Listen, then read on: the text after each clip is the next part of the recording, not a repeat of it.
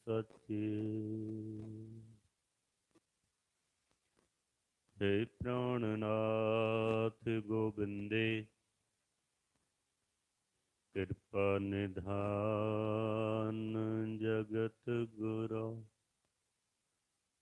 हे संसार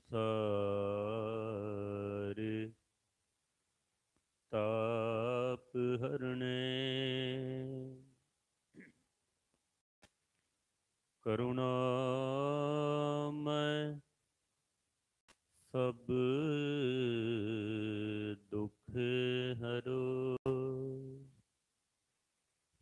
हे शरण जोग दयाले दीनानाथ मया करो। शरीर स्वस्थ क्षीण समय सिमरंत नानक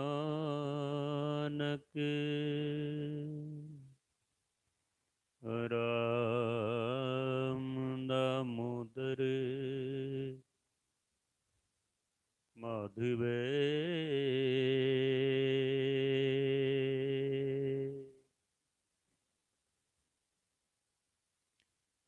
गुरु रूप सत्संग जियो।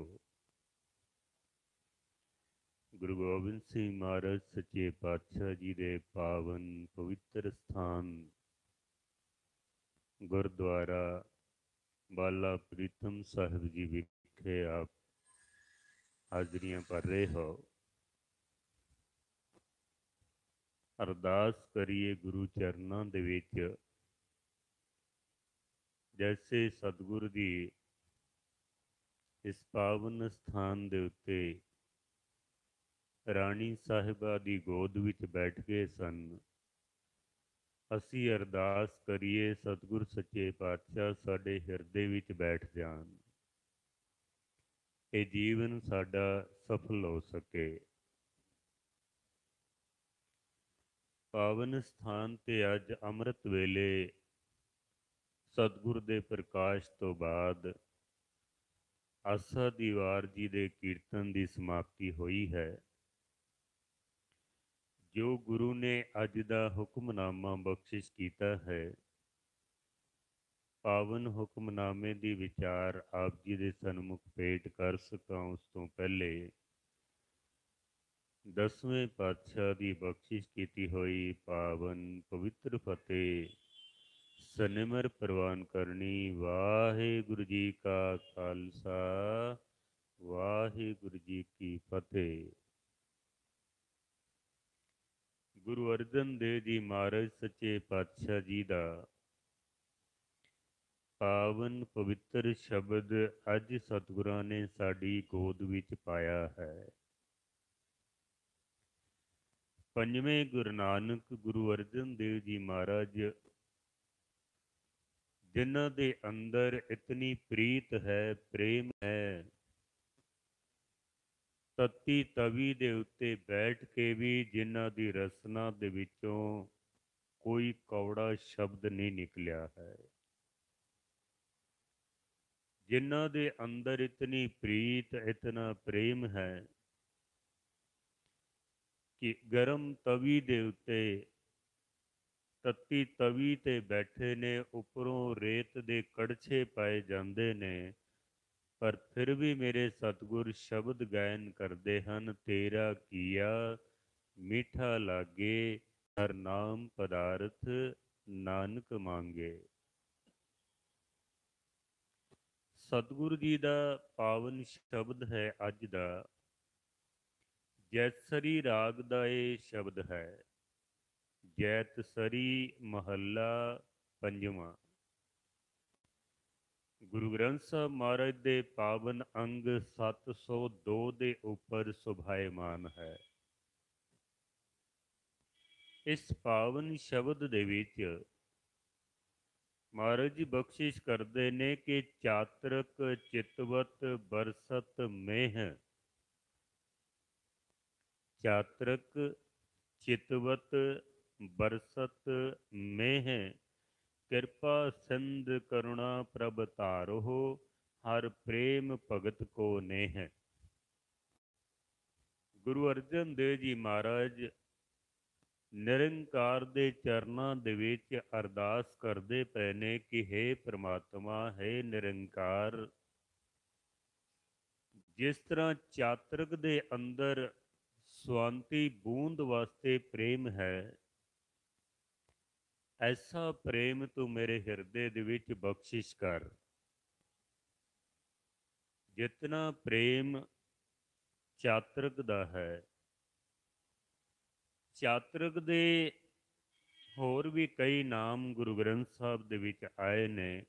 ਕਿਧਰੇ ਇਸ ਦਾ ਨਾਮ ਪਪੀਹਾ ਆਇਆ ਹੈ, ਕਿਧਰੇ ਇਸ ਦਾ ਨਾਮ ਬਬੀਹਾ ਆਇਆ ਹੈ, ਕਿਧਰੇ ਇਸ ਦਾ ਨਾਮ ਸਾਰੰਗ ਵੀ ਆਇਆ ਹੈ।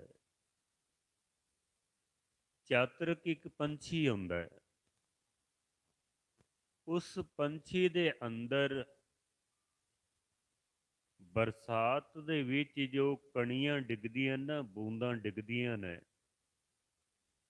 ਉਸ ਬੂੰਦਾਂ ਦੇ ਅੰਦਰ ਇੱਕ ਸਵਾਂਤੀ ਬੂੰਦ ਹੁੰਦੀ ਹੈ। ਜੇ ਸਵਾਂਤੀ ਨਕਸ਼ਤਰ ਦੇ ਵਿੱਚ ਜਦੋਂ ਆਸਮਾਨ ਤੋਂ ਡਿੱਗਦੀ ਹੈ, ਸਿੱਧੀ ਚਾਤਰਕ ਦੇ ਮੂੰਹ ਦੇ ਵਿੱਚ ਪੈ ਜਾਵੇ ਤੇ ਇਸ ਚਾਤਰਕ ਦੀ ਸਾਰੇ ਸਾਲ ਵਾਸਤੇ ਪਿਆਸ ਬੁਝ ਜਾਂਦੀ ਹੈ, ਅਗਰ ਇੱਕ ਬੂੰਦ ਉਸਦੇ ਮੂੰਹ ਵਿੱਚ ਪੈ ਜਾਵੇ। ਕਹਿੰਦੇ ਨੇ ਚਾਤਰਕ ਵੈਸੇ ਆਪਣਾ ਸਿਰ ਨੀਵਾਂ ਕਰਕੇ ਪਾਣੀ ਨਹੀਂ ਪੀ ਸਕਦਾ ਹੈ।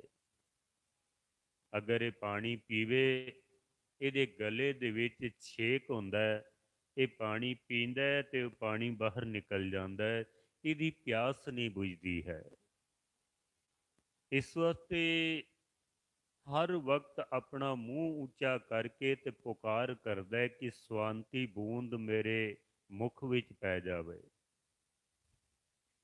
ਜਦੋਂ ਬੂੰਦ ਪੈਂਦੀ ਹੈ ਨਾ, ਤਾਂ ਉਹ ਸਿੱਧੀ ਗਲੇ ਦੇ ਵਿੱਚੋਂ ਅੰਦਰ ਚਲੀ ਜਾਂਦੀ ਹੈ, ਬਾਹਰ ਨਹੀਂ ਡੁੱਲਦੀ। ਅਗਰ ਇੱਕ ਬੂੰਦ ਚਾਤਰਕ ਨੂੰ ਨਾ ਮਿਲੇ ਪੂਰੀਆਂ ਬਰਸਾਤਾਂ ਦੇ ਵਿੱਚ, ਤਾਂ ਇਹਦੀ ਪਿਆਸ 1 ਸਾਲ ਵਾਸਤੇ ਫਿਰ ਹੋਰ ਵੱਧ ਜਾਂਦੀ ਹੈ, ਕਿਉਂਕਿ ਬਰਸਾਤ ਪਵੇਗੀ ਤੇ ਉਹਦੇ ਮੂੰਹ ਵਿੱਚ ਬੂੰਦ ਪੈਣੀ ਹੈ। ਜੇ ਪੈ ਗਈ ਤਾਂ ਪਿਆਸ ਬੁਝ ਜਾਏਗੀ, ਨਹੀਂ ਪਏਗੀ ਤਾਂ ਨਹੀਂ ਬੁਝੇਗੀ। ਗੁਰੂ ਗ੍ਰੰਥ ਸਾਹਿਬ ਮਹਾਰਾਜ ਦੇ ਅੰਦਰ ਜਦੋਂ ਅਸੀਂ ਪੜ੍ਹਦੇ ਹਾਂ, ਅਧਿਐਨ ਕਰਨੇ ਹਾਂ, ਤਾਂ ਪੜ੍ਹ ਕੇ ਹੈਰਾਨ ਹੋ ਜਾਂਦੇ ਹਾਂ। ਮਹਾਰਾਜ ਨੇ ਪਸ਼ੂ ਪੰਛੀਆਂ ਦਾ ਜ਼ਿਕਰ ਕੀਤਾ ਹੈ, ਲੇਕਿਨ ਸਮਝਾਇਆ ਮਨੁੱਖ ਨੂੰ ਹੈ। ਜ਼ਿਕਰ ਪਰਮਾਤਮਾ ਦਾ, ਜ਼ਿਕਰ ਪਸ਼ੂ ਪੰਛੀਆਂ ਦਾ, ਸਮਝਾਣਾ ਕੀਤਾ ਹੈ ਮਨੁੱਖ ਨੂੰ। ਜਦੋਂ ਕਰੋਨਾ ਕਾਲ ਚੱਲਿਆ ਨਾ, ਤਾਂ ਸਾਰੇ ਪ੍ਰੋਗਰਾਮ ਸਾਡੇ ਬੰਦ ਹੋ ਗਏ ਸਨ, ਘਰ ਬੈਠੇ ਸਾਂ ਬਿਲਕੁਲ ਵਿਹਲੇ। ਮੇਰੇ ਇੱਕ ਮਿੱਤਰ ਨੇ ਸਵਾਲ ਕੀਤਾ, ਕਹਿੰਦੇ ਗਿਆਨੀ ਜੀ, ਗੁਰੂ ਗ੍ਰੰਥ ਸਾਹਿਬ ਦੇ ਅੰਦਰ ਪਸ਼ੂ ਪੰਛੀਆਂ ਦੇ ਨਾਮ ਕਿਉਂ ਆਏ ਨੇ? ਪਸ਼ੂਆਂ ਦੇ ਨਾਮ ਆਏ ਨੇ, ਪੰਛੀਆਂ ਦੇ ਨਾਮ ਆਏ ਨੇ, ਪਤੰਗਿਆਂ ਦੇ ਨਾਮ ਆਏ ਨੇ, ਕੀੜਿਆਂ ਦੇ ਨਾਮ ਆਏ ਨੇ, ਜਲ ਦੇ ਜਿਹੜੇ ਜੰਤੂ ਹੁੰਦੇ ਨਾ ਪਾਣੀ ਵਾਲੇ, ਉਹਨਾਂ ਦਾ ਨਾਮ ਆਇਆ। ਮੱਛੀ ਦਾ ਜ਼ਿਕਰ ਹੈ, ਕਛੂਏ ਦਾ ਜ਼ਿਕਰ ਹੈ, ਮਗਰਮੱਛ ਦਾ ਜ਼ਿਕਰ ਹੈ। ਕੀ ਲੋੜ ਪੈ ਗਈ ਕਿ ਇਹਨਾਂ ਦੇ ਨਾਮ ਗੁਰੂ ਗ੍ਰੰਥ ਸਾਹਿਬ ਦੇ ਵਿੱਚ ਦਰਜ ਕਰ ਦਿੱਤੇ ਨੇ? ਇਹ ਤਾਂ ਅਕਾਲ ਦੀ ਬਾਣੀ ਹੈ, ਇਹ ਉਪਦੇਸ਼ ਤਾਂ ਮਨੁੱਖ ਵਾਸਤੇ ਹੈ। ਹੈਰਾਨ ਤੇ ਮੈਂ ਵੀ ਹੋਇਆ ਵੀ ਵਾਕਈ ਅਸੀਂ ਮੱਥਾ ਟੇਕਦੇ ਪਏ ਹਾਂ ਤੇ ਪਸ਼ੂ ਪੰਛੀਆਂ ਦੇ ਨਾਮ ਕਿਉਂ ਆਏ ਨੇ ਇਸ ਵਿੱਚ? ਜਦੋਂ ਪੂਰੇ ਗੁਰੂ ਗ੍ਰੰਥ ਸਾਹਿਬ ਮਹਾਰਾਜ ਜੀ ਦੀ ਦਾਸ ਨੇ ਸਟੱਡੀ ਕੀਤੀ ਨਾ, ਪੜ੍ਹਿਆ ਸਾਰਾ, ਔਰ ਪੰਕਤੀਆਂ ਨੂੰ ਇਕੱਠਿਆਂ ਕੀਤਾ ਵੇ, ਤਾਂ ਪਤਾ ਲੱਗਿਆ ਕਿ ਪਸ਼ੂਆਂ ਪੰਛੀਆਂ ਦੀਆਂ ਮਿਸਾਲਾਂ ਦੇ ਕੇ ਮਨੁੱਖ ਨੂੰ ਸਮਝਾਉਣ ਦੀ ਕੋਸ਼ਿਸ਼ ਕੀਤੀ ਹੈ। ਮਿਸਾਲ ਦਿੱਤੀ ਹੈ ਪਸ਼ੂ ਪੰਛੀਆਂ ਦੀ, ਤੇ ਸਮਝਾਉਣਾ ਕੀਤਾ ਹੈ ਮਨੁੱਖ ਨੂੰ। ਤਕਰੀਬਨ 63 ਦੇ ਕਰੀਬ ਐਸੇ ਜੀਵ ਜੰਤੂ ਪਸ਼ੂ ਪੰਛੀ ਨੇ ਜਿਨ੍ਹਾਂ ਦਾ ਜ਼ਿਕਰ ਗੁਰੂ ਗ੍ਰੰਥ ਸਾਹਿਬ ਦੇ ਵਿੱਚ ਆਇਆ ਹੈ। ਪਰ ਅਗਰ ਆਪਨੇ ਸਾਰੀ ਕਥਾ ਸੁਣਨੀ ਹੋਵੇ ਨਾ, ਇੱਕ ਇੱਕ ਪਸ਼ੂ ਦਾ ਜ਼ਿਕਰ ਕਿਉਂ ਆਇਆ, ਉਹਦਾ ਕੀ ਸੁਭਾਅ ਹੈ ਤੇ ਸਾਨੂੰ ਉਸ ਵਿੱਚੋਂ ਕੀ ਉਪਦੇਸ਼ ਮਿਲਦਾ ਹੈ। ਦਾਸ ਦਾ YouTube ਚੈਨਲ ਹੈ ਕਥਾ ਸਾਗਰ ਮਨਮੋਹਨ ਸਿੰਘ ਨਿਮਾਣਾ। ਕਥਾ ਸਾਗਰ ਮਨਮੋਹਨ ਸਿੰਘ ਨਿਮਾਣਾ, ਉਸ ਚੈਨਲ ਦੇ ਉੱਤੇ ਆਪ ਸਾਰੀ ਕਥਾ ਸੁਣ ਸਕਦੇ ਹੋ। ਤਕਰੀਬਨ 75 ਐਪੀਸੋਡ ਨੇ ਸਾਰੀ ਕਥਾ ਦੇ। ਇੱਕ ਇੱਕ ਪਸ਼ੂ ਦਾ ਜ਼ਿਕਰ ਔਰ ਉਹਦੇ ਸੁਭਾਅ ਦਾ ਜ਼ਿਕਰ ਔਰ ਸਾਨੂੰ ਜੋ ਉਪਦੇਸ਼ ਮਿਲਿਆ ਹੈ, ਇਹ ਸਾਰੀ ਆਪ ਸੁਣ ਸਕਦੇ ਹੋ। ਪਸ਼ੂ ਪੰਛੀਆਂ ਦਾ ਜ਼ਿਕਰ ਕਰਕੇ ਤੇ ਸਮਝਾਇਆ ਮਨੁੱਖ ਨੂੰ ਹੈ। ਵੇਖੋ, ਆਪਾਂ ਕਦੀ ਕਿਸੇ ਕੁੱਤੇ ਨੂੰ ਨਹੀਂ ਆਖਦੇ ਵੀ ਕੁੱਤਿਆ ਤੂੰ ਕੁੱਤਾ ਬਣ, ਉਹ ਕੁੱਤਾ ਕੁੱਤਿਆਂ ਵਾਲੇ ਕੰਮ ਕਰਦਾ ਪਿਆ। ਉਹ ਜਿਹੜੇ ਕੁੱਤੇ ਦੇ ਕੰਮ ਨੇ ਨਾ, ਉਹ ਕਰ ਰਿਹਾ ਆਪਣੇ ਕੰਮ। ਕਦੀ ਕਿਸੇ ਖੋਤੇ ਨੂੰ ਅਸੀਂ ਨਹੀਂ ਕਿਹਾ ਵੀ ਖੋਤਿਆ ਤੂੰ ਖੋਤਾ ਬਣ, ਕਿਉਂ? ਖੋਤਾ ਖੋਤਿਆਂ ਵਾਲੇ ਕੰਮ ਕਰਦਾ ਪਿਆ। ਜਿਹੜੇ ਉਹਦੇ ਕੰਮ ਨੇ ਨਾ, ਰੱਬ ਨੇ ਜੋ ਦਿੱਤੇ ਨੇ ਉਹਨੂੰ, ਉਹ ਆਪਣੇ ਕੰਮ ਵਿੱਚ ਨਿਪੁੰਨ ਹੈ, ਉਹ ਕਰਦਾ ਪਿਆ ਆਪਣੇ ਕੰਮ। ਅਸੀਂ ਕਿਸੇ ਕੁੱਤੇ ਨੂੰ ਨਹੀਂ ਆਖਦੇ ਤੂੰ ਕੁੱਤਾ ਬਣ, ਕਿਸੇ ਖੋਤੇ ਨੂੰ ਨਹੀਂ ਕਹਿੰਦੇ ਤੂੰ ਖੋਤਾ ਬਣ। ਬੰਦੇ ਨੂੰ ਕਹਿਣਾ ਪੈਂਦਾ ਬੰਦਿਆ ਤੂੰ ਬੰਦਾ ਬਣ। ਕਹਿੰਦੇ ਆ ਨਾ ਅਸੀਂ ਕਈ ਵਾਰ, ਬੱਚੇ ਸਾਡੇ ਜਦੋਂ ਬਹੁਤ ਮਸਤੀ ਕਰਦੇ ਨੇ, ਗੱਲ ਨਹੀਂ ਮੰਨਦੇ, ਅਸੀਂ ਬੱਚਿਆਂ ਨੂੰ ਕਹਿੰਦੇ ਆ ਉਹ ਤੂੰ ਬੰਦਾ ਕਿਉਂ ਨਹੀਂ ਬਣਦਾ? ਕਿਉਂਕਿ ਬੰਦਾ ਬੰਦਿਆਂ ਵਾਲੇ ਕੰਮ ਨਹੀਂ ਕਰਦਾ ਪਿਆ। ਇਸ ਵਾਸਤੇ ਕਹਿਣਾ ਪੈਂਦਾ ਵੀ ਬੰਦਿਆ ਤੂੰ ਬੰਦਿਆਂ ਵਾਲੇ ਕੰਮ ਕਰ ਤੇ ਬੰਦਾ ਬਣ। ਬੰਦੇ ਦਾ ਮੂਲ ਕੰਮ ਕੀ ਹੈ? ਬੰਦੇ ਦਾ ਕੰਮ ਹੈ ਪਰਮੇਸ਼ਰ ਦੇ ਨਾਮ ਦੀ ਬੰਦਗੀ ਕਰਨੀ। ਬੰਦਗੀ ਇਖਤਿਆਰ ਸਾਹਿਬ ਰੋਸ ਧਰੋ ਕੇ ਪਿਆਰ। ਬੰਦਿਆ ਤੂੰ ਬੰਦਗੀ ਕਰ, ਜੇ ਬੰਦਗੀ ਕਰਦਾ ਹੈ ਤੇ ਤੂੰ ਬੰਦਾ ਹੈ, ਜੇ ਬੰਦਗੀ ਨਹੀਂ ਕਰਦਾ ਤੇ ਮਹਾਰਾਜ ਕਹਿੰਦੇ ਨੇ ਫਿਰ ਤੂੰ ਪਸ਼ੂ ਹੈ। ਤੂੰ ਕਰਤੂਤ ਪਸ਼ੂ ਕੀ, ਮਾਨਸ ਜਾਤ ਲੋਕ ਪਚਾਰਾ ਕਰੇ ਦਿਨ ਰਾਤ। ਪਸ਼ੂਆਂ ਦੀਆਂ ਦਿੱਤੀਆਂ ਮਿਸਾਲਾਂ ਤੇ ਸਮਝਾਇਆ ਮਨੁੱਖ ਨੂੰ ਹੈ। ਇਸ ਪਾਵਨ ਸ਼ਬਦ ਦੇ ਵਿੱਚ ਵੀ ਮਹਾਰਾਜ ਨੇ ਸ਼ੁਰੂਆਤੀ ਚਾਤਰਕ ਤੋਂ ਕੀਤੀ ਹੈ। ਚਾਤਰਕ ਚਿਤਵਤ ਬਰਸਤ ਮੇਹ, ਮੇਹ ਕਹਿੰਦੇ ਨੇ ਮੀਂਹ ਨੂੰ। ਚਾਤਰਕ ਚਿਤਵਤ, ਚਿਤਵਤ ਦਾ ਮਤਲਬ ਹੁੰਦਾ ਹੈ ਯਾਦ ਕਰਨਾ, ਚਿਤਵਨੀ ਕਰਨਾ, ਚੇਤੇ ਕਰਨਾ। ਸਤਿਗੁਰੂ ਕਹਿੰਦੇ ਨੇ ਜਿਸ ਤਰ੍ਹਾਂ ਇੱਕ ਚਾਤਰ ਸਾਰਾ ਦਿਨ ਸਾਰੀ ਰਾਤ 24 ਘੰਟੇ ਆਪਣੇ ਮਨ ਦੇ ਵਿੱਚ ਇਹ ਚਿਤਵਦਾ ਰਹਿੰਦਾ ਹੈ ਕਿ ਕਦੋਂ ਸਵਾਂਤੀ ਬੂੰਦ ਡਿੱਗੇਗੀ, ਮੇਰੇ ਮੁਖ ਦੇ ਵਿੱਚ ਪਵੇਗੀ ਤੇ ਮੇਰੀ ਪਿਆਸ ਬੁਝੇਗੀ ਹੈ। ਉਹਦਾ ਕੰਮ ਹੀ ਇਹੀ ਹੈ। ਬਸ ਹਰ ਵਕਤ ਉਹਦੇ ਅੰਦਰ ਇਹੀ ਪਿਆਸ ਚੱਲਦੀ ਪਈ ਹੈ। ਹਰ ਵੇਲੇ ਉਹ ਸਵਾਂਤੀ ਬੂੰਦ ਨੂੰ ਯਾਦ ਕਰਦਾ ਪਿਆ, ਕਦੀ ਉਸ ਨੂੰ ਵਿਸਰਦਾ ਨਹੀਂ। ਮਹਾਰਾਜ ਕਹਿੰਦੇ ਨੇ ਮੇਰੇ ਅੰਦਰ, ਚਲੋ ਮੈਂ ਇੱਕ ਬੇਨਤੀ ਕਰਦੇ ਹਾਂ, ਗੁਰੂ ਅਰਜਨ ਦੇਵ ਜੀ ਮਹਾਰਾਜ ਸਾਨੂੰ ਸਮਝਾਉਂਦੇ ਪਏ ਨੇ, ਸਤਿਗੁਰਾਂ ਦੇ ਅੰਦਰੋਂ ਕਦੀ ਪਰਮੇਸ਼ਰ ਵਿਸਰਦਾ ਨਹੀਂ ਹੈ। ਬਲਕਿ ਗੁਰਬਾਣੀ ਤਾਂ ਕਹਿੰਦੀ ਹੈ ਕਿ ਗੁਰ ਪਰਮੇਸ਼ਰ ਏਕੋ ਜਾਣ। ਗੁਰੂ ਤੇ ਪਰਮੇਸ਼ਰ ਤਾਂ ਹੈ ਹੀ ਇੱਕੋ ਨੇ। ਪਰ ਜਿਵੇਂ ਸਕੂਲ ਦੇ ਵਿੱਚ ਬੱਚਾ ਪੜ੍ਹਦਾ ਹੈ ਨਾ ਤੇ ਮਾਸਟਰ ਪੜ੍ਹਾਉਂਦਾ ਹੋਵੇ, ਮਾਸਟਰ ਪਹਾੜੇ ਬੋਲਦਾ ਹੈ, ਮਾਸਟਰ ਗਿਣਤੀ ਬੋਲਦਾ ਹੈ, ਉਹ ਕਿਸ ਵਾਸਤੇ ਬੋਲਦਾ ਹੈ? ਬੱਚਿਆਂ ਨੂੰ ਸਮਝਾਉਣ ਵਾਸਤੇ। ਆਪ ਤੇ ਨਹੀਂ ਨਾ ਪੜ੍ਹਦਾ, ਉਹ ਤੇ ਪੜ੍ਹਿਆ ਹੋਇਆ ਵੇ ਪਹਿਲੇ ਹੀ। ਆਪ ਇਸ ਵਾਸਤੇ ਪੜ੍ਹਦਾ ਪਿਆ ਤਾਂ ਕਿ ਬੱਚੇ ਪੜ੍ਹ ਸਕਣ, ਬੱਚਿਆਂ ਨੂੰ ਸਿਖਾਇਆ ਜਾ ਸਕੇ। ਗੁਰੂ ਅਰਜਨ ਦੇਵ ਜੀ ਮਹਾਰਾਜ ਗੱਲ ਆਪਣੇ ਤੋਂ ਸ਼ੁਰੂ ਕਰਦੇ ਪਏ ਨੇ, ਲੇਕਿਨ ਸਮਝਾਇਆ ਉਹਨਾਂ ਨੇ ਸਾਰੀ ਮਨੁੱਖਤਾ ਨੂੰ ਹੈ। ਸਤਿਗੁਰ ਕਹਿੰਦੇ ਨੇ ਕਿ ਹੇ ਨਿਰੰਕਾਰ, ਜਿਸ ਤਰ੍ਹਾਂ ਚਾਤਰਕ ਦੇ ਅੰਦਰ ਸਵਾਂਤੀ ਬੂੰਦ ਦੀ ਪਿਆਸ ਹੈ ਨਾ, ਮਹਾਰਾਜ ਕਹਿੰਦੇ ਨੇ ਕਿਰਪਾ ਕਰ ਮੇਰੇ ਅੰਦਰ ਤੇਰੇ ਨਾਮ ਦੀ ਪਿਆਸ ਜਗ ਜਾਵੇ। ਜਿਤਨਾ ਪ੍ਰੇਮ ਚਾਤਰਕ ਦਾ ਸਵਾਂਤੀ ਬੂੰਦ ਦੇ ਨਾਲ ਹੈ, ਇਤਨਾ ਪ੍ਰੇਮ ਮੇਰਾ ਤੇਰੇ ਚਰਨਾਂ ਦੇ ਨਾਲ ਬਣ ਜਾਵੇ। ਮਹਾਰਾਜ ਅਰਦਾਸ ਕਰਦੇ ਪਏ ਨੇ। ਪ੍ਰੇਮ ਤੋਂ ਬਿਨਾਂ ਪ੍ਰਮਾਤਮਾ ਦੀ ਪ੍ਰਾਪਤੀ ਕਰਨਾ ਬੜਾ ਔਖਾ ਕੰਮ ਹੈ, ਨਹੀਂ ਕਰ ਸਕਾਂਗੇ ਅਸੀਂ। ਗੁਰੂ ਗੋਬਿੰਦ ਸਿੰਘ ਮਹਾਰਾਜ ਸੱਚੇ ਪਾਤਸ਼ਾਹ ਦੇ ਪਾਵਨ ਸਥਾਨ ਤੇ ਆਪਾਂ ਬੈਠੇ ਹਾਂ ਤੇ ਮਹਾਰਾਜ ਨੇ ਇੱਕੋ ਹੀ ਪੰਕਤੀ ਦੇ ਵਿੱਚ ਫੈਸਲਾ ਕਰ ਦਿੱਤਾ ਵੇ ਕਿ ਜੇ ਤੂੰ ਰੱਬ ਦੀ ਪ੍ਰਾਪਤੀ ਕਰਨੀ ਹੈ ਨਾ, ਤਾਂ ਬਸ ਇੱਕ ਚੀਜ਼ ਤੇਰੇ ਅੰਦਰ ਹੋਣੀ ਚਾਹੀਦੀ ਹੈ, ਸਿਰਫ ਇੱਕ ਚੀਜ਼। ਉਹ ਕਿਹੜੀ ਹੈ? ਦਸਵੇਂ ਪਾਤਸ਼ਾਹ ਗੁਰੂ ਗੋਬਿੰਦ ਸਿੰਘ ਮਹਾਰਾਜ ਕਹਿੰਦੇ ਨੇ ਕਿ ਸਾਚ ਕਹੋ ਮੈਂ ਸੱਚ ਆਖਦਾ ਪਿਆ, ਸੁਣ ਲੇਹੋ ਸਭੈ ਸਾਰੇ ਹੀ ਸੁਣ ਲਵੋ। ਮੈਂ ਇੱਕ ਬੇਨਤੀ ਕਰਾਂ, ਇਹ ਕੁਝ ਮਾਤਾਵਾਂ ਸਾਡੀਆਂ ਨਾ ਗੁਟਕੇ ਲੈ ਕੇ ਪਾਠ ਕਰ ਰਹੀਆਂ ਨੇ, ਨਾ ਤਾਂ ਇਹ ਪਾਠ ਕਰ ਸਕਣਗੀਆਂ ਤੇ ਨਾ ਇਹ ਕਥਾ ਕੀਰਤਨ ਸੁਣ ਸਕਣਗੀਆਂ। ਇੱਕ ਸਮੇਂ ਦੇ ਵਿੱਚ ਆਪਾਂ ਇੱਕੋ ਹੀ ਕੰਮ ਕਰ ਸਕਦੇ ਹਾਂ, ਜਾਂ ਪਾਠ ਕਰ ਲਓ ਤੇ ਜਾਂ ਕਥਾ ਕੀਰਤਨ ਸੁਣ ਲਓ।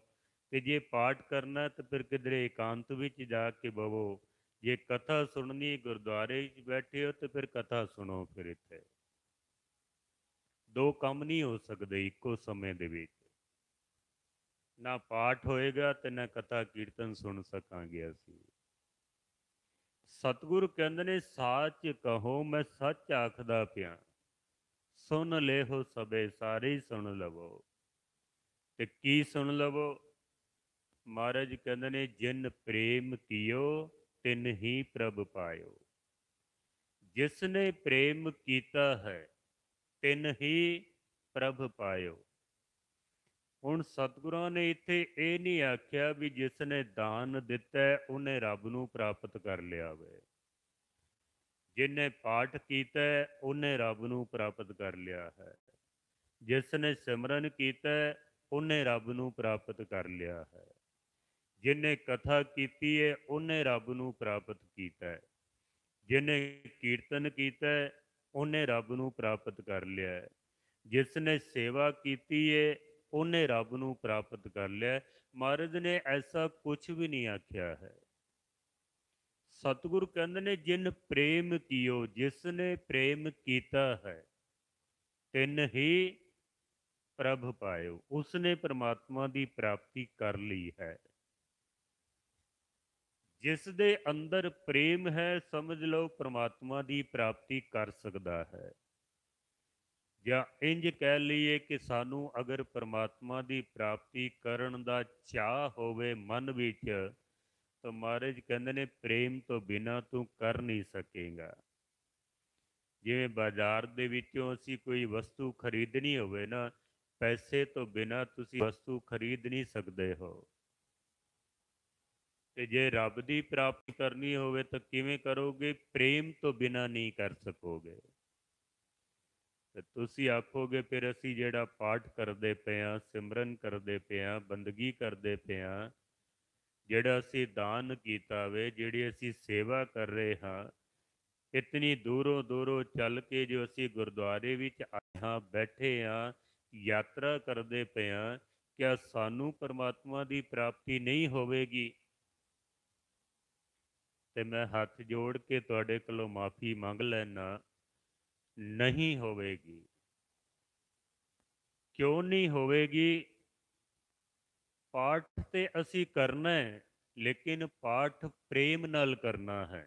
ਅਗਰ ਪ੍ਰੇਮ ਨਾਲ ਕੀਤਾ ਹੈ ਪਾਠ, ਤਾਂ ਸਮਝ ਲੈਣਾ ਕਿ ਪ੍ਰਮਾਤਮਾ ਦੀ ਪ੍ਰਾਪਤੀ ਹੋਵੇਗੀ, ਸਾਡਾ ਕੀਤਾ ਹੋਇਆ ਪਾਠ ਸਫਲ ਹੋ ਜਾਏਗਾ। ਤੇ ਜੇ ਬੰਦਾ ਅੰਦਰੋਂ ਸੜਦਾ ਬਲਦਾ ਹੋਵੇ, ਹੱਥ ਵਿੱਚ ਗੁਟਕਾ ਪਕੜਿਆ ਹੋਵੇ,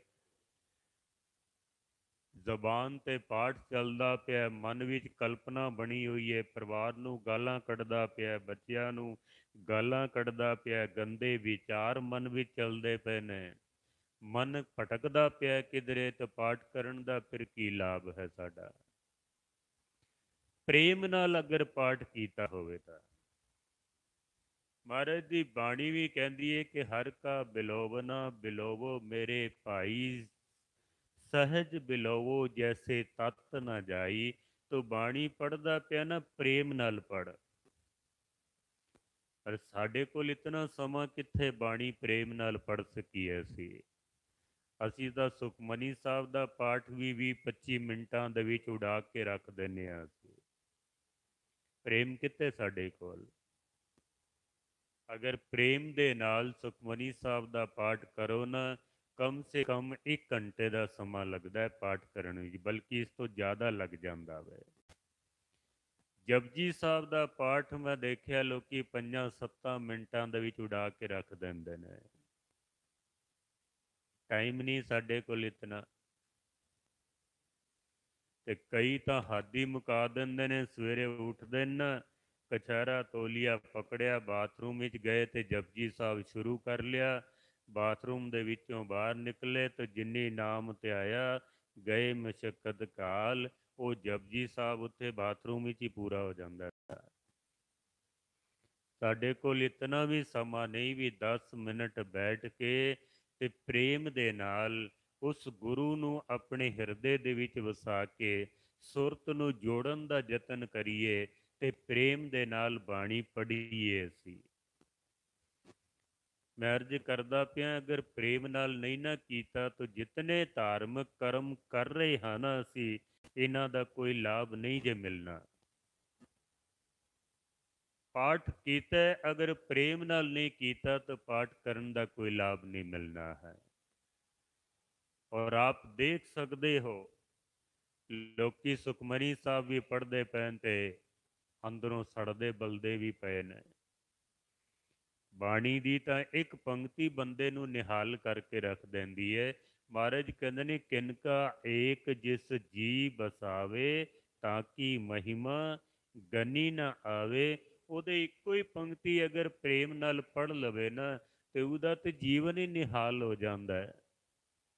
ਤੇ ਅਸੀਂ ਤੇ ਸੁਖਮਨੀ ਸਾਹਿਬ ਦੇ 5-5 ਪਾਠ ਰੋਜ਼ ਕਰ ਜਾਂਦੇ ਹਾਂ। ਕਈ ਐਸੇ ਵੀ ਬੈਠੇ ਹੋਏ ਨੇ, ਸੁਖਮਨੀ ਵੀ ਪੜ੍ਹਦੇ ਪਏ ਤੇ ਰੋਂਦੇ ਪਿੱਟਦੇ ਵੀ ਪਏ ਨੇ। ਨਾਮ ਸੁਖ ਮਨੀ, ਸੁੱਖਾਂ ਦੀ ਮਣੀ ਹੈ। ਤੇ ਜੇ ਪੜ੍ਹਿਆ ਹੋਵੇ ਪ੍ਰੇਮ ਦੇ ਨਾਲ ਤਾਂ ਫਿਰ ਦੁੱਖ ਕਿਉਂ ਹੋਵੇ ਸਾਨੂੰ? ਪ੍ਰੇਮ ਨਾਲ ਕੀਤਾ ਹੋਇਆ ਕਰਮ ਪਰਮਾਤਮਾ ਦੇ ਦਰ ਤੇ ਪ੍ਰਵਾਨ ਹੁੰਦਾ ਹੈ। ਪਾਠ ਕੀਤਾ ਪ੍ਰੇਮ ਨਾਲ ਪ੍ਰਵਾਨ ਹੈ।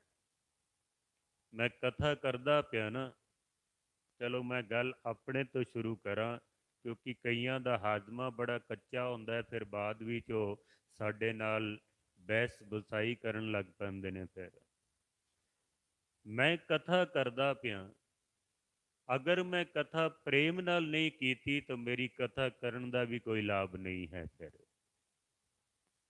ਮੈਂ ਕਥਾ ਕਰਦਾ ਪਿਆ, ਅਗਰ ਇਸ ਕਥਾ ਨੂੰ ਮੇਰਾ ਹੀ ਮਨ ਨਹੀਂ ਮੰਨਦਾ ਤਾਂ ਫਿਰ ਯਕੀਨ ਜਾਣੋ ਮੇਰਾ ਕਥਾ ਕਰਨ ਦਾ ਕੋਈ ਲਾਭ ਨਹੀਂ ਹੈ। ਫਿਰ ਨਾ ਮੈਨੂੰ ਲਾਭ ਮਿਲੇਗਾ, ਨਾ ਤੁਹਾਨੂੰ ਲਾਭ ਮਿਲਣਾ ਹੈ, ਜੇ ਮੈਂ ਪ੍ਰੇਮ ਨਾਲ ਨਹੀਂ ਕਰਦਾ ਹਾਂ ਤਾਂ। ਕਿਧਰੇ ਐਸਾ ਨਾ ਹੋਵੇ ਕਿ ਮੈਂ ਦੂਜਿਆਂ ਨੂੰ ਹੀ ਉਪਦੇਸ਼ ਕਰਦਾ ਹੋਵਾਂ। ਅਪਰ ਉਪਦੇਸੇ ਆਪ ਨਾ ਕਰੇ, ਆਵਤ ਜਾਵਤ ਜਨਮੇ ਮਰੇ। ਮਹਾਰਾਜ ਕਹਿੰਦੇ ਨੇ, ਦੂਜਿਆਂ ਨੂੰ ਉਪਦੇਸ਼ ਕਰਦਾ ਪਿਆ ਤੇ ਆਪਣਾ ਮਨ ਤੇ ਇਸ ਦਾ ਮੰਨਦਾ ਹੀ ਨਹੀਂ ਹੈ। ਮਨ ਕਦੋਂ ਮੰਨੇਗਾ? ਜਦੋਂ ਅੰਦਰ ਪ੍ਰੇਮ ਹੋਵੇਗਾ, ਤੇ ਵਰਨਾ ਨਹੀਂ ਮੰਨੇਗਾ। ਕਬੀਰ ਸਾਹਿਬ ਕਹਿੰਦੇ ਨੇ, ਜੇ ਅੰਦਰ ਪ੍ਰੇਮ ਨਾ ਹੋਵੇ ਤੇ ਬੰਦਾ ਕਥਾ ਕਰਦਾ ਪਿਆ, ਉਪਦੇਸ਼ ਕਰਦਾ ਪਿਆ, ਪਤਾ ਹੈ ਉਸ ਦੀ ਹਾਲਤ ਕੈਸੀ ਹੁੰਦੀ ਹੈ। ਕਬੀਰ ਸਾਹਿਬ ਕਹਿੰਦੇ ਨੇ, ਕਬੀਰ ਔਰਨ ਕੋ ਉਪਦੇਸ਼ ਤੇ ਮੁਖ ਮੇ ਪਰ ਹੈ ਰੇਤ, ਰਾਸ ਬਿਰਾਨੀ ਰਾਖਤੇ ਖਾਇਆ ਘਰ ਕਾ ਖੇਤ। ਭਗਤ ਕਬੀਰ ਸਾਹਿਬ ਕਹਿੰਦੇ ਨੇ, ਕੋਈ ਬੰਦਾ ਜਿਹਦੇ ਅੰਦਰ ਪ੍ਰੇਮ ਨਹੀਂ ਹੈ, ਕਰਦਾ ਪਿਆ ਗੁਰੂ ਦੀ ਕਥਾ। ਤੇ ਕਬੀਰ ਸਾਹਿਬ ਕਹਿੰਦੇ ਨੇ ਇਸ ਤਰ੍ਹਾਂ ਸਮਝ ਲਵੋ ਜਿਵੇਂ ਇਸ ਕਥਾ ਵਾਚਕ ਦੇ ਮੂੰਹ ਵਿੱਚ ਰੇਤ ਪਈ ਹੋਈ ਹੈ, ਇਸ ਦਾ ਮੂੰਹ ਰੇਤ ਨਾਲ ਭਰ ਗਿਆ ਹੈ। ਆਵਰਨ ਕੋ ਉਪਦੇਸ਼ ਦੇ, ਦੂਜਿਆਂ ਨੂੰ ਉਪਦੇਸ਼ ਕਰਦਾ ਪਿਆ। ਮੁਖ ਮੈਂ ਪਰ ਹੈ ਰੇਤ, ਰਾਸ ਬਿਰਾਨੀ ਰਾਖਤੇ, ਖਾਇਆ ਕਰ ਕਾ ਖੇਤ। ਭਗਤ ਕਬੀਰ ਸਾਹਿਬ ਕਹਿੰਦੇ ਨੇ ਇਸ ਬੰਦੇ ਦੀ ਹਾਲਤ ਐਸੀ ਸਮਝ ਲਓ। ਤੁਹਾਡੇ ਵਿੱਚ ਮੈਂ ਦੇਖਦਾ ਪਿਆ ਸ਼ਾਇਦ ਬਹੁਤ ਸਾਰੇ ਕਿਸਾਨ ਬੈਠੇ ਹੋਏ ਨੇ, ਪੰਜਾਬ ਤੋਂ ਆਈਆਂ ਨੇ ਸੰਗਤਾਂ। ਰਾਸ ਬਿਰਾਨੀ ਰਾਖਤੇ, ਖਾਇਆ ਘਰ ਕਾ ਖੇਤ। ਜਿਹੜਾ ਸਿਰਫ ਦੂਜਿਆਂ ਨੂੰ ਉਪਦੇਸ਼ ਕਰਦਾ ਪਿਆ ਨਾ, ਕਬੀਰ ਕਹਿੰਦੇ ਨੇ ਉਹਦੀ ਹਾਲਤ ਐਸੀ ਸਮਝ ਲਵੋ ਜਿਵੇਂ ਗੁਆਂਢੀ ਨੂੰ ਆਖਦਾ ਪਿਆ ਹੋਵੇ ਕਿ ਆਪਣੇ ਖੇਤ ਦੀ ਰਖਵਾਲੀ ਕਰ, ਤੇ ਆਪਣਾ ਖੇਤ ਉਸਦਾ ਉਜੜਦਾ ਪਿਆ ਹੋਵੇ ਤੇ ਉਹਦਾ ਉਸਨੂੰ ਪਤਾ ਹੀ ਨਾ ਲੱਗੇ। ਤੇ ਗੁਆਂਢੀਆਂ ਨੂੰ ਆਖੇ ਵੀ ਤੂੰ ਆਪਣੇ ਖੇਤ ਨੂੰ ਵਾੜ ਲਾ, ਇਹਦੀ ਹਿਫਾਜ਼ਤ ਕਰ, ਰੱਖਿਆ ਕਰ। ਆਪਣਾ ਖੇਤ ਇਸ ਦਾ ਉਜੜੀ ਜਾਂਦਾ ਪਿਆ, ਉਹਦਾ ਪਤਾ ਹੀ ਨਹੀਂ ਇਸ ਨੂੰ। ਜਿਨ੍ਹਾਂ ਦੇ ਅੰਦਰ ਪ੍ਰੇਮ ਨਾ ਹੋਵੇ, ਕੇਵਲ ਦੂਜਿਆਂ ਨੂੰ ਉਪਦੇਸ਼ ਕਰਦੇ ਪਏ ਨੇ, ਉਹ ਇਸ ਤਰ੍ਹਾਂ ਸਮਝ ਲਓ ਕਿ ਜਿਵੇਂ ਦੂਸਰੇ ਦਾ ਖੇਤ ਬਚਾਉਣ ਦੀ ਕੋਸ਼ਿਸ਼ ਹੈ ਤੇ ਆਪਣਾ ਸਭ ਕੁਝ ਉਜਾੜੀ ਜਾਂਦੇ ਪਏ ਨੇ। ਦੂਜਿਆਂ ਨੂੰ ਕਹਿ ਰਹੇ ਨੇ ਅੰਮ੍ਰਿਤ ਵੇਲੇ ਉੱਠੋ, ਨਾਮ ਜਪੋ, ਬਾਣੀ ਪੜੋ, ਅੰਮ੍ਰਿਤ ਛਕੋ, ਰਹਿਤ ਰੱਖੋ, ਪਰਮਾਤਮਾ ਨਾਲ ਜੁੜੋ, ਸੁਰਤ ਨੂੰ ਜੋੜੋ, ਤੇ ਆਪਣਾ ਪਤਾ ਹੀ ਨਹੀਂ ਸਵੇਰੇ ਅੰਮ੍ਰਿਤ ਵੇਲੇ ਕਦੋਂ ਉਹ ਸਮਾਂ ਬੀਤ ਜਾਂਦਾ ਹੈ। 3-3 ਅਲਾਰਮ ਲਾ ਕੇ ਸੌਂਦੇ ਨੇ, ਅਲਾਰਮ ਵੱਜਦਾ ਬੰਦ ਕਰਕੇ ਫਿਰ ਸੌਂ ਜਾਂਦੇ ਨੇ, ਉੱਠਣ ਦਾ ਪਤਾ ਹੀ ਨਹੀਂ ਹੁੰਦਾ। ਇਹੀ ਕਾਰਨ ਹੈ ਕਿ ਅੱਜ ਲੋਕਾਂ ਤੇ ਅਸਰ ਕੋਈ ਨਹੀਂ ਕਥਾ ਵਿਚਾਰ ਦਾ। ਚਲੋ ਮੈਂ ਇੱਕ ਬੇਨਤੀ ਕਰਦਿਆਂ ਗੁਰੂ ਗੋਬਿੰਦ ਸਿੰਘ ਮਹਾਰਾਜ ਸੱਚੇ ਪਾਤਸ਼ਾਹ ਦੇ ਦਰਬਾਰ ਦੇ ਵਿੱਚ ਨਾ ਇਸ ਤਰ੍ਹਾਂ ਸਤਿਗੁਰ ਜੀ ਤਖਤ ਤੇ ਸੁਭਾਏਮਾਨ ਸਨ। ਸਾਹਮਣੇ ਜੈਸੇ ਆਪ ਬੈਠੇ ਹੋ ਇਸ ਤਰ੍ਹਾਂ ਬਹੁਤ ਸਾਰੀਆਂ ਸੰਗਤਾਂ ਬੈਠੀਆਂ ਹੋਈਆਂ ਨੇ, ਤੇ ਮੇਰੇ ਵਰਗਾ ਕੋਈ ਕਥਾ ਕਰਦਾ ਪਿਆ ਸੀ।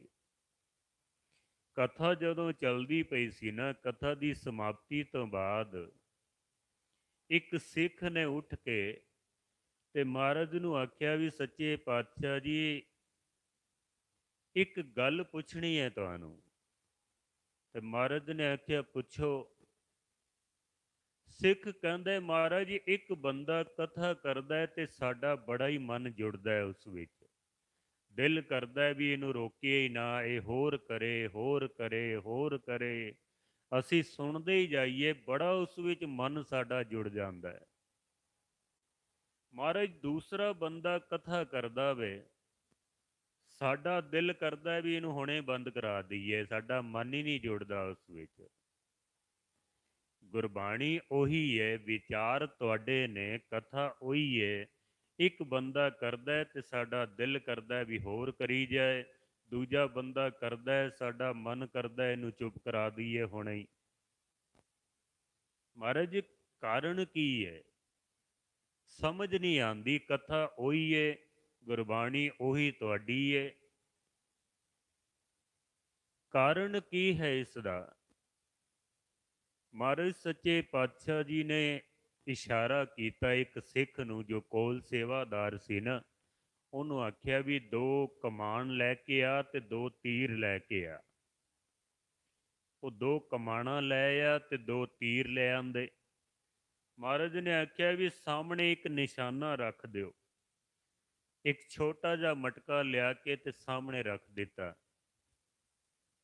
ਸਤਿਗੁਰਾਂ ਨੇ ਸੰਗਤ ਦੇ ਵਿੱਚੋਂ 2 ਸਿੱਖਾਂ ਨੂੰ ਇਸ਼ਾਰਾ ਕੀਤਾ ਕਿ ਖੜੇ ਹੋ ਜਾਓ। ਉਹ ਦੋਨੋਂ ਖੜੇ ਹੋ ਗਏ। ਇੱਕ ਨੂੰ ਮਹਾਰਾਜ ਨੇ ਤੀਰ ਦਿੱਤਾ ਵੀ ਲੈ ਤੀਰ ਤੇ ਕਮਾਨ, ਉਹ ਸਾਹਮਣੇ ਮਟਕਾ ਪਿਆ ਤੇ ਉਸ ਨੂੰ ਨਿਸ਼ਾਨਾ ਲਾ। ਉਹਨੇ ਜਦ ਤੀਰ ਰੱਖ ਕੇ ਤੇ ਨਿਸ਼ਾਨਾ ਲਾਇਆ ਤੇ ਤੀਰ ਰਸਤੇ ਵਿੱਚ ਹੀ ਡਿੱਗ ਪਿਆ। ਉਹ ਮਟਕੇ ਤੱਕ ਵੀ ਨਹੀਂ ਪਹੁੰਚਿਆ, ਰਸਤੇ 'ਚ ਹੀ ਡਿੱਗ ਪਿਆ। ਤੇ ਮਹਾਰਾਜ ਨੇ ਆਖਿਆ ਵੀ ਹੁਣ ਇਹ ਦੂਸਰਾ ਜਿਹੜਾ ਹੈ ਨਾ, ਹੁਣ ਤੂੰ ਨਿਸ਼ਾਨਾ ਲਾ। ਜਦ ਉਸ ਦੂਸਰੇ ਸਿੱਖ ਨੇ ਨਿਸ਼ਾਨਾ ਲਾਇਆ ਤਾਂ ਐਨ ਮਟਕੇ ਦੇ ਵਿੱਚ ਜਾ ਕੇ ਲੱਗਾ ਉਹ, ਬਿਲਕੁਲ ਸਟੀਕ ਲੱਗਾ। ਤੇ ਮਹਾਰਾਜ ਨੇ ਆਖਿਆ ਵੀ ਕੁਝ ਸਮਝ ਆਇਆ ਤੁਹਾਨੂੰ? ਸਿੱਖਾਂ ਨੇ ਆਖਿਆ ਮਹਾਰਾਜ ਕੁਝ ਵੀ ਸਮਝ ਨਹੀਂ ਆਈ ਸਾਨੂੰ ਤਾਂ। ਇਹਨੇ ਤੀਰ ਚਲਾਇਆ, ਉਹ ਰਸਤੇ 'ਚ ਹੀ ਡਿੱਗ ਪਿਆ, ਉਹਨੇ ਤੀਰ ਚਲਾਇਆ, ਉਹ ਮਟਕੇ ਨੂੰ ਲੱਗ ਪਿਆ। ਮਹਾਰਾਜ ਸਾਨੂੰ ਤਾਂ ਕੁਝ ਪਤਾ ਹੀ ਨਹੀਂ ਲੱਗਾ ਵੀ ਇਹ ਕਿਉਂ ਹੋਇਆ ਤੇ ਕਿਸ ਤਰ੍ਹਾਂ ਹੋਇਆ। ਜਿਹੜੇ ਸੰਤ ਮਹਾਂਪੁਰਸ਼ ਹੁੰਦੇ ਨਾ, ਉਹਨਾਂ ਦੀਆਂ ਗੱਲਾਂ ਸਾਡੀ ਸਮਝ ਵਿੱਚ ਨਹੀਂ ਆਉਂਦੀਆਂ।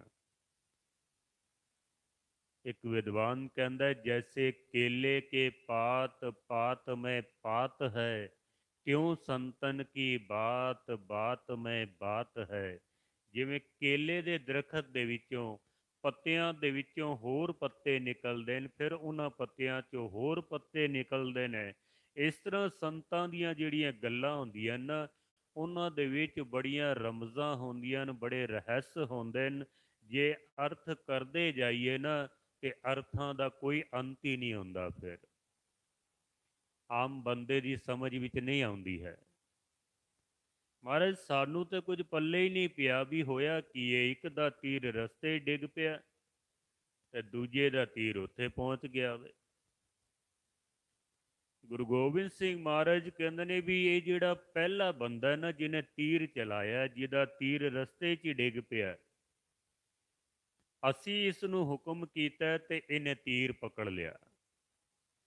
ਵੈਸੇ ਇਹਨੇ ਕਦੀ ਤੀਰ ਚਲਾਇਆ ਨਹੀਂ ਹੈ। ਹੁਣ ਜਿਹਨੇ ਕਦੀ ਚਲਾਇਆ ਹੀ ਨਾ ਹੋਵੇ ਤੇ ਉਹਦਾ ਤੀਰ ਤਾਂ ਫਿਰ ਰਸਤੇ 'ਚ ਹੀ ਡਿੱਗਣਾ ਹੈ ਨਾ। ਇਹ ਜਿਹੜਾ ਦੂਸਰਾ ਸਿੱਖ ਹੈ ਨਾ, ਇਹ ਨਿੱਤ ਦਾ ਅਭਿਆਸੀ ਹੈ। ਇਹ ਰੋਜ਼ ਅਭਿਆਸ ਕਰਦਾ, ਬੜੀ ਮਿਹਨਤ ਕਰਦਾ ਵੇ। ਇਸ ਵਾਸਤੇ ਇਹਦਾ ਤੀਰ ਜਿਹੜਾ ਹੈ ਉਹ ਨਿਸ਼ਾਨੇ ਤੱਕ ਪਹੁੰਚ ਗਿਆ। ਮਹਾਰਾਜ ਕਹਿੰਦੇ ਨੇ ਹੁਣ ਕੁਝ ਸਮਝ ਆਈ ਹੈ ਤੁਹਾਨੂੰ?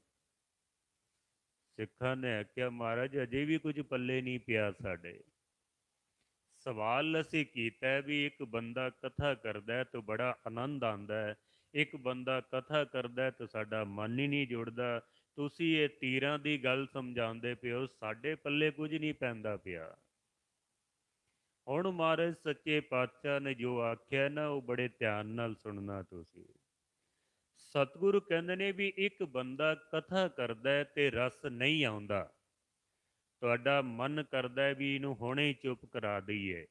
ਮਹਾਰਾਜ ਕਹਿੰਦੇ ਨੇ ਉਹਦਾ ਇੱਕੋ ਹੀ ਕਾਰਨ ਹੈ, ਇਹ ਕੇਵਲ ਕਥਾ ਸੁਣਾਉਂਦਾ ਪਿਆ ਵੇ, ਇਹਨੇ ਆਪ ਕਦੀ ਸ਼ਬਦ ਦਾ ਅਭਿਆਸ ਕੀਤਾ ਨਹੀਂ ਹੈ। ਇਸ ਨੇ ਜਿਹੜੀ ਇਹ ਕਥਾ ਲੋਕਾਂ ਨੂੰ ਸੁਣਾਉਂਦਾ ਪਿਆ ਨਾ, ਉਸ ਕਥਾ ਨੂੰ ਇਹਨੇ ਕਦੀ ਆਪਣੇ ਹਿਰਦੇ ਦੇ ਵਿੱਚ ਵਸਾਇਆ ਹੀ ਨਹੀਂ ਹੈ।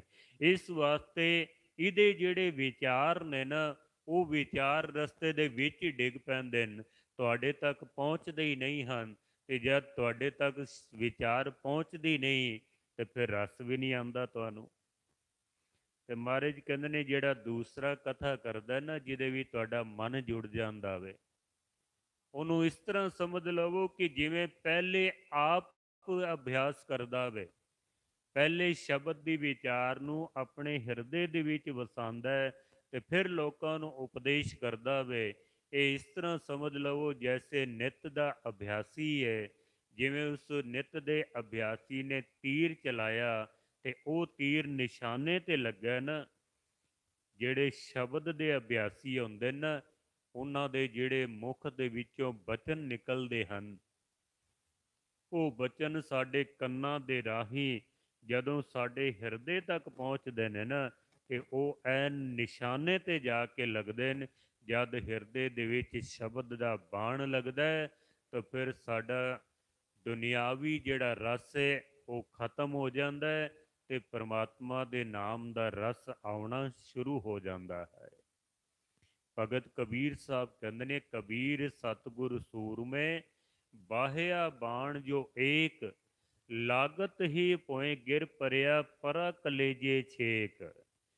ਕਬੀਰ ਕਹਿੰਦੇ ਨੇ ਮੇਰੇ ਗੁਰੂ ਨੇ ਐਸਾ ਸ਼ਬਦ ਦਾ ਬਾਣ ਮਾਰਿਆ ਵੇ, ਮੇਰੇ ਹਿਰਦੇ ਦੇ ਵਿੱਚ ਲੱਗਾ ਤੇ ਕਬੀਰ ਕਹਿੰਦੇ ਨੇ ਮੈਂ ਕਾਇਲ ਹੋ ਕੇ ਡਿੱਗ ਪਿਆ। ਹੁਣ ਮੇਰਾ ਕਿਧਰੇ ਜਾਣ ਤੇ ਦਿਲ ਹੀ ਨਹੀਂ ਕਰਦਾ ਵੇ। ਜਦੋਂ ਕੋਈ ਅਭਿਆਸੀ ਬੰਦਾ ਕਥਾ ਕਰਦਾ ਨਾ ਜਾਂ ਕੀਰਤਨ ਕਰਦਾ ਵੇ, ਤੇ ਫਿਰ ਜਿਨ੍ਹਾਂ ਦੇ ਕੰਨਾਂ 'ਚ ਆਵਾਜ਼ ਪੈਂਦੀ ਹੈ ਨਾ, ਉਹ ਫਿਰ ਉੱਠ ਕੇ ਨਹੀਂ ਜਾ ਸਕਦੇ ਹਨ। ਉਹ ਮਸਕੀਨ ਸਾਹਿਬ ਜੀ ਜਦੋਂ ਕਥਾ ਕਰਦੇ ਸਨ ਨਾ, ਸਾਡੇ ਵਿਦਿਆ ਦਾਤਾ, ਹਜ਼ਾਰਾਂ ਦੀ ਤਾਦਾਦ ਦੇ ਵਿੱਚ ਸੰਗਤਾਂ ਬੈਠੀਆਂ ਹੁੰਦੀਆਂ ਸਨ। ਕਿਸੇ ਨੂੰ ਭੁੱਖ ਨਹੀਂ ਸੀ ਲੱਗਦੀ, ਕਿਸੇ ਨੂੰ ਪਿਆਸ ਨਹੀਂ ਸੀ ਲੱਗਦੀ, ਕਿਸੇ ਨੂੰ ਕੋਈ ਦੁਨਿਆਵੀ ਕੰਮ ਨਹੀਂ ਸੀ ਚੇਤੇ ਆਉਂਦਾ।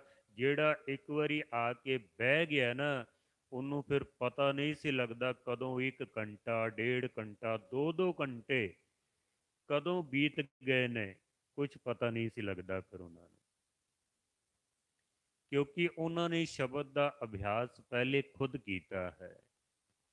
ਤੋ ਗੁਰੂ ਅਰਜਨ ਦੇਵ ਜੀ ਮਹਾਰਾਜ ਸੱਚੇ ਪਾਤਸ਼ਾਹ ਜੀ ਨਿਰੰਕਾਰ ਦੇ ਅੱਗੇ ਫਰਿਆਦ ਕਰਦੇ ਪਏ ਤੇ ਸਾਨੂੰ ਸਿਖਾਉਣ ਦੀ ਕੋਸ਼ਿਸ਼ ਕਰ ਰਹੇ ਹਨ ਕਿ ਜਿਸ ਤਰ੍ਹਾਂ ਚਾਤਰਕ ਪਰਮਾਤਮਾ ਦੇ ਅੱਗੇ ਸਦਾ ਹੀ ਅਰਦਾਸ ਕਰਦਾ ਹੈ ਨਾ ਕਿ ਸਵਾਂਤੀ ਬੂੰਦ ਦੀ ਮੈਨੂੰ ਪ੍ਰਾਪਤੀ ਹੋ ਜਾਏ, ਮਹਾਰਾਜ ਕਹਿੰਦੇ ਨੇ ਇਤਨਾ ਪ੍ਰੇਮ ਮੇਰੇ ਹਿਰਦੇ ਦੇ ਵਿੱਚ ਹੋ ਜਾਏ, ਜਿਵੇਂ ਚਾਤਰਕ ਅਰਦਾਸ ਕਰਦਾ ਹੈ ਸਵਾਂਤੀ ਬੂੰਦ ਵਾਸਤੇ, ਮਹਾਰਾਜ ਕਹਿੰਦੇ ਨੇ ਮੈਂ ਤੇਰੇ ਵਾਸਤੇ ਅਰਦਾਸ ਕਰਦਾ ਰਹਾ। ਅਗਰ ਪ੍ਰੇਮ ਨਹੀਂ ਹੈ तो फिर परमात्मा की प्राप्ति करना बड़ा मुश्किल काम है, नहीं हो सकता है। साच कहो सुन लेहो सबे, जिन प्रेम कियो तिन ही प्रभु पायो। जिसने प्रेम किया उन्हें परमात्मा की प्राप्ति की है, या जिसने परमात्मा की प्राप्ति करनी है उहदे अंदर प्रेम का होना लाजमी है। अगर प्रेम नहीं होवेगा परमात्मा तक कभी नहीं पहुँच सकेगा। वो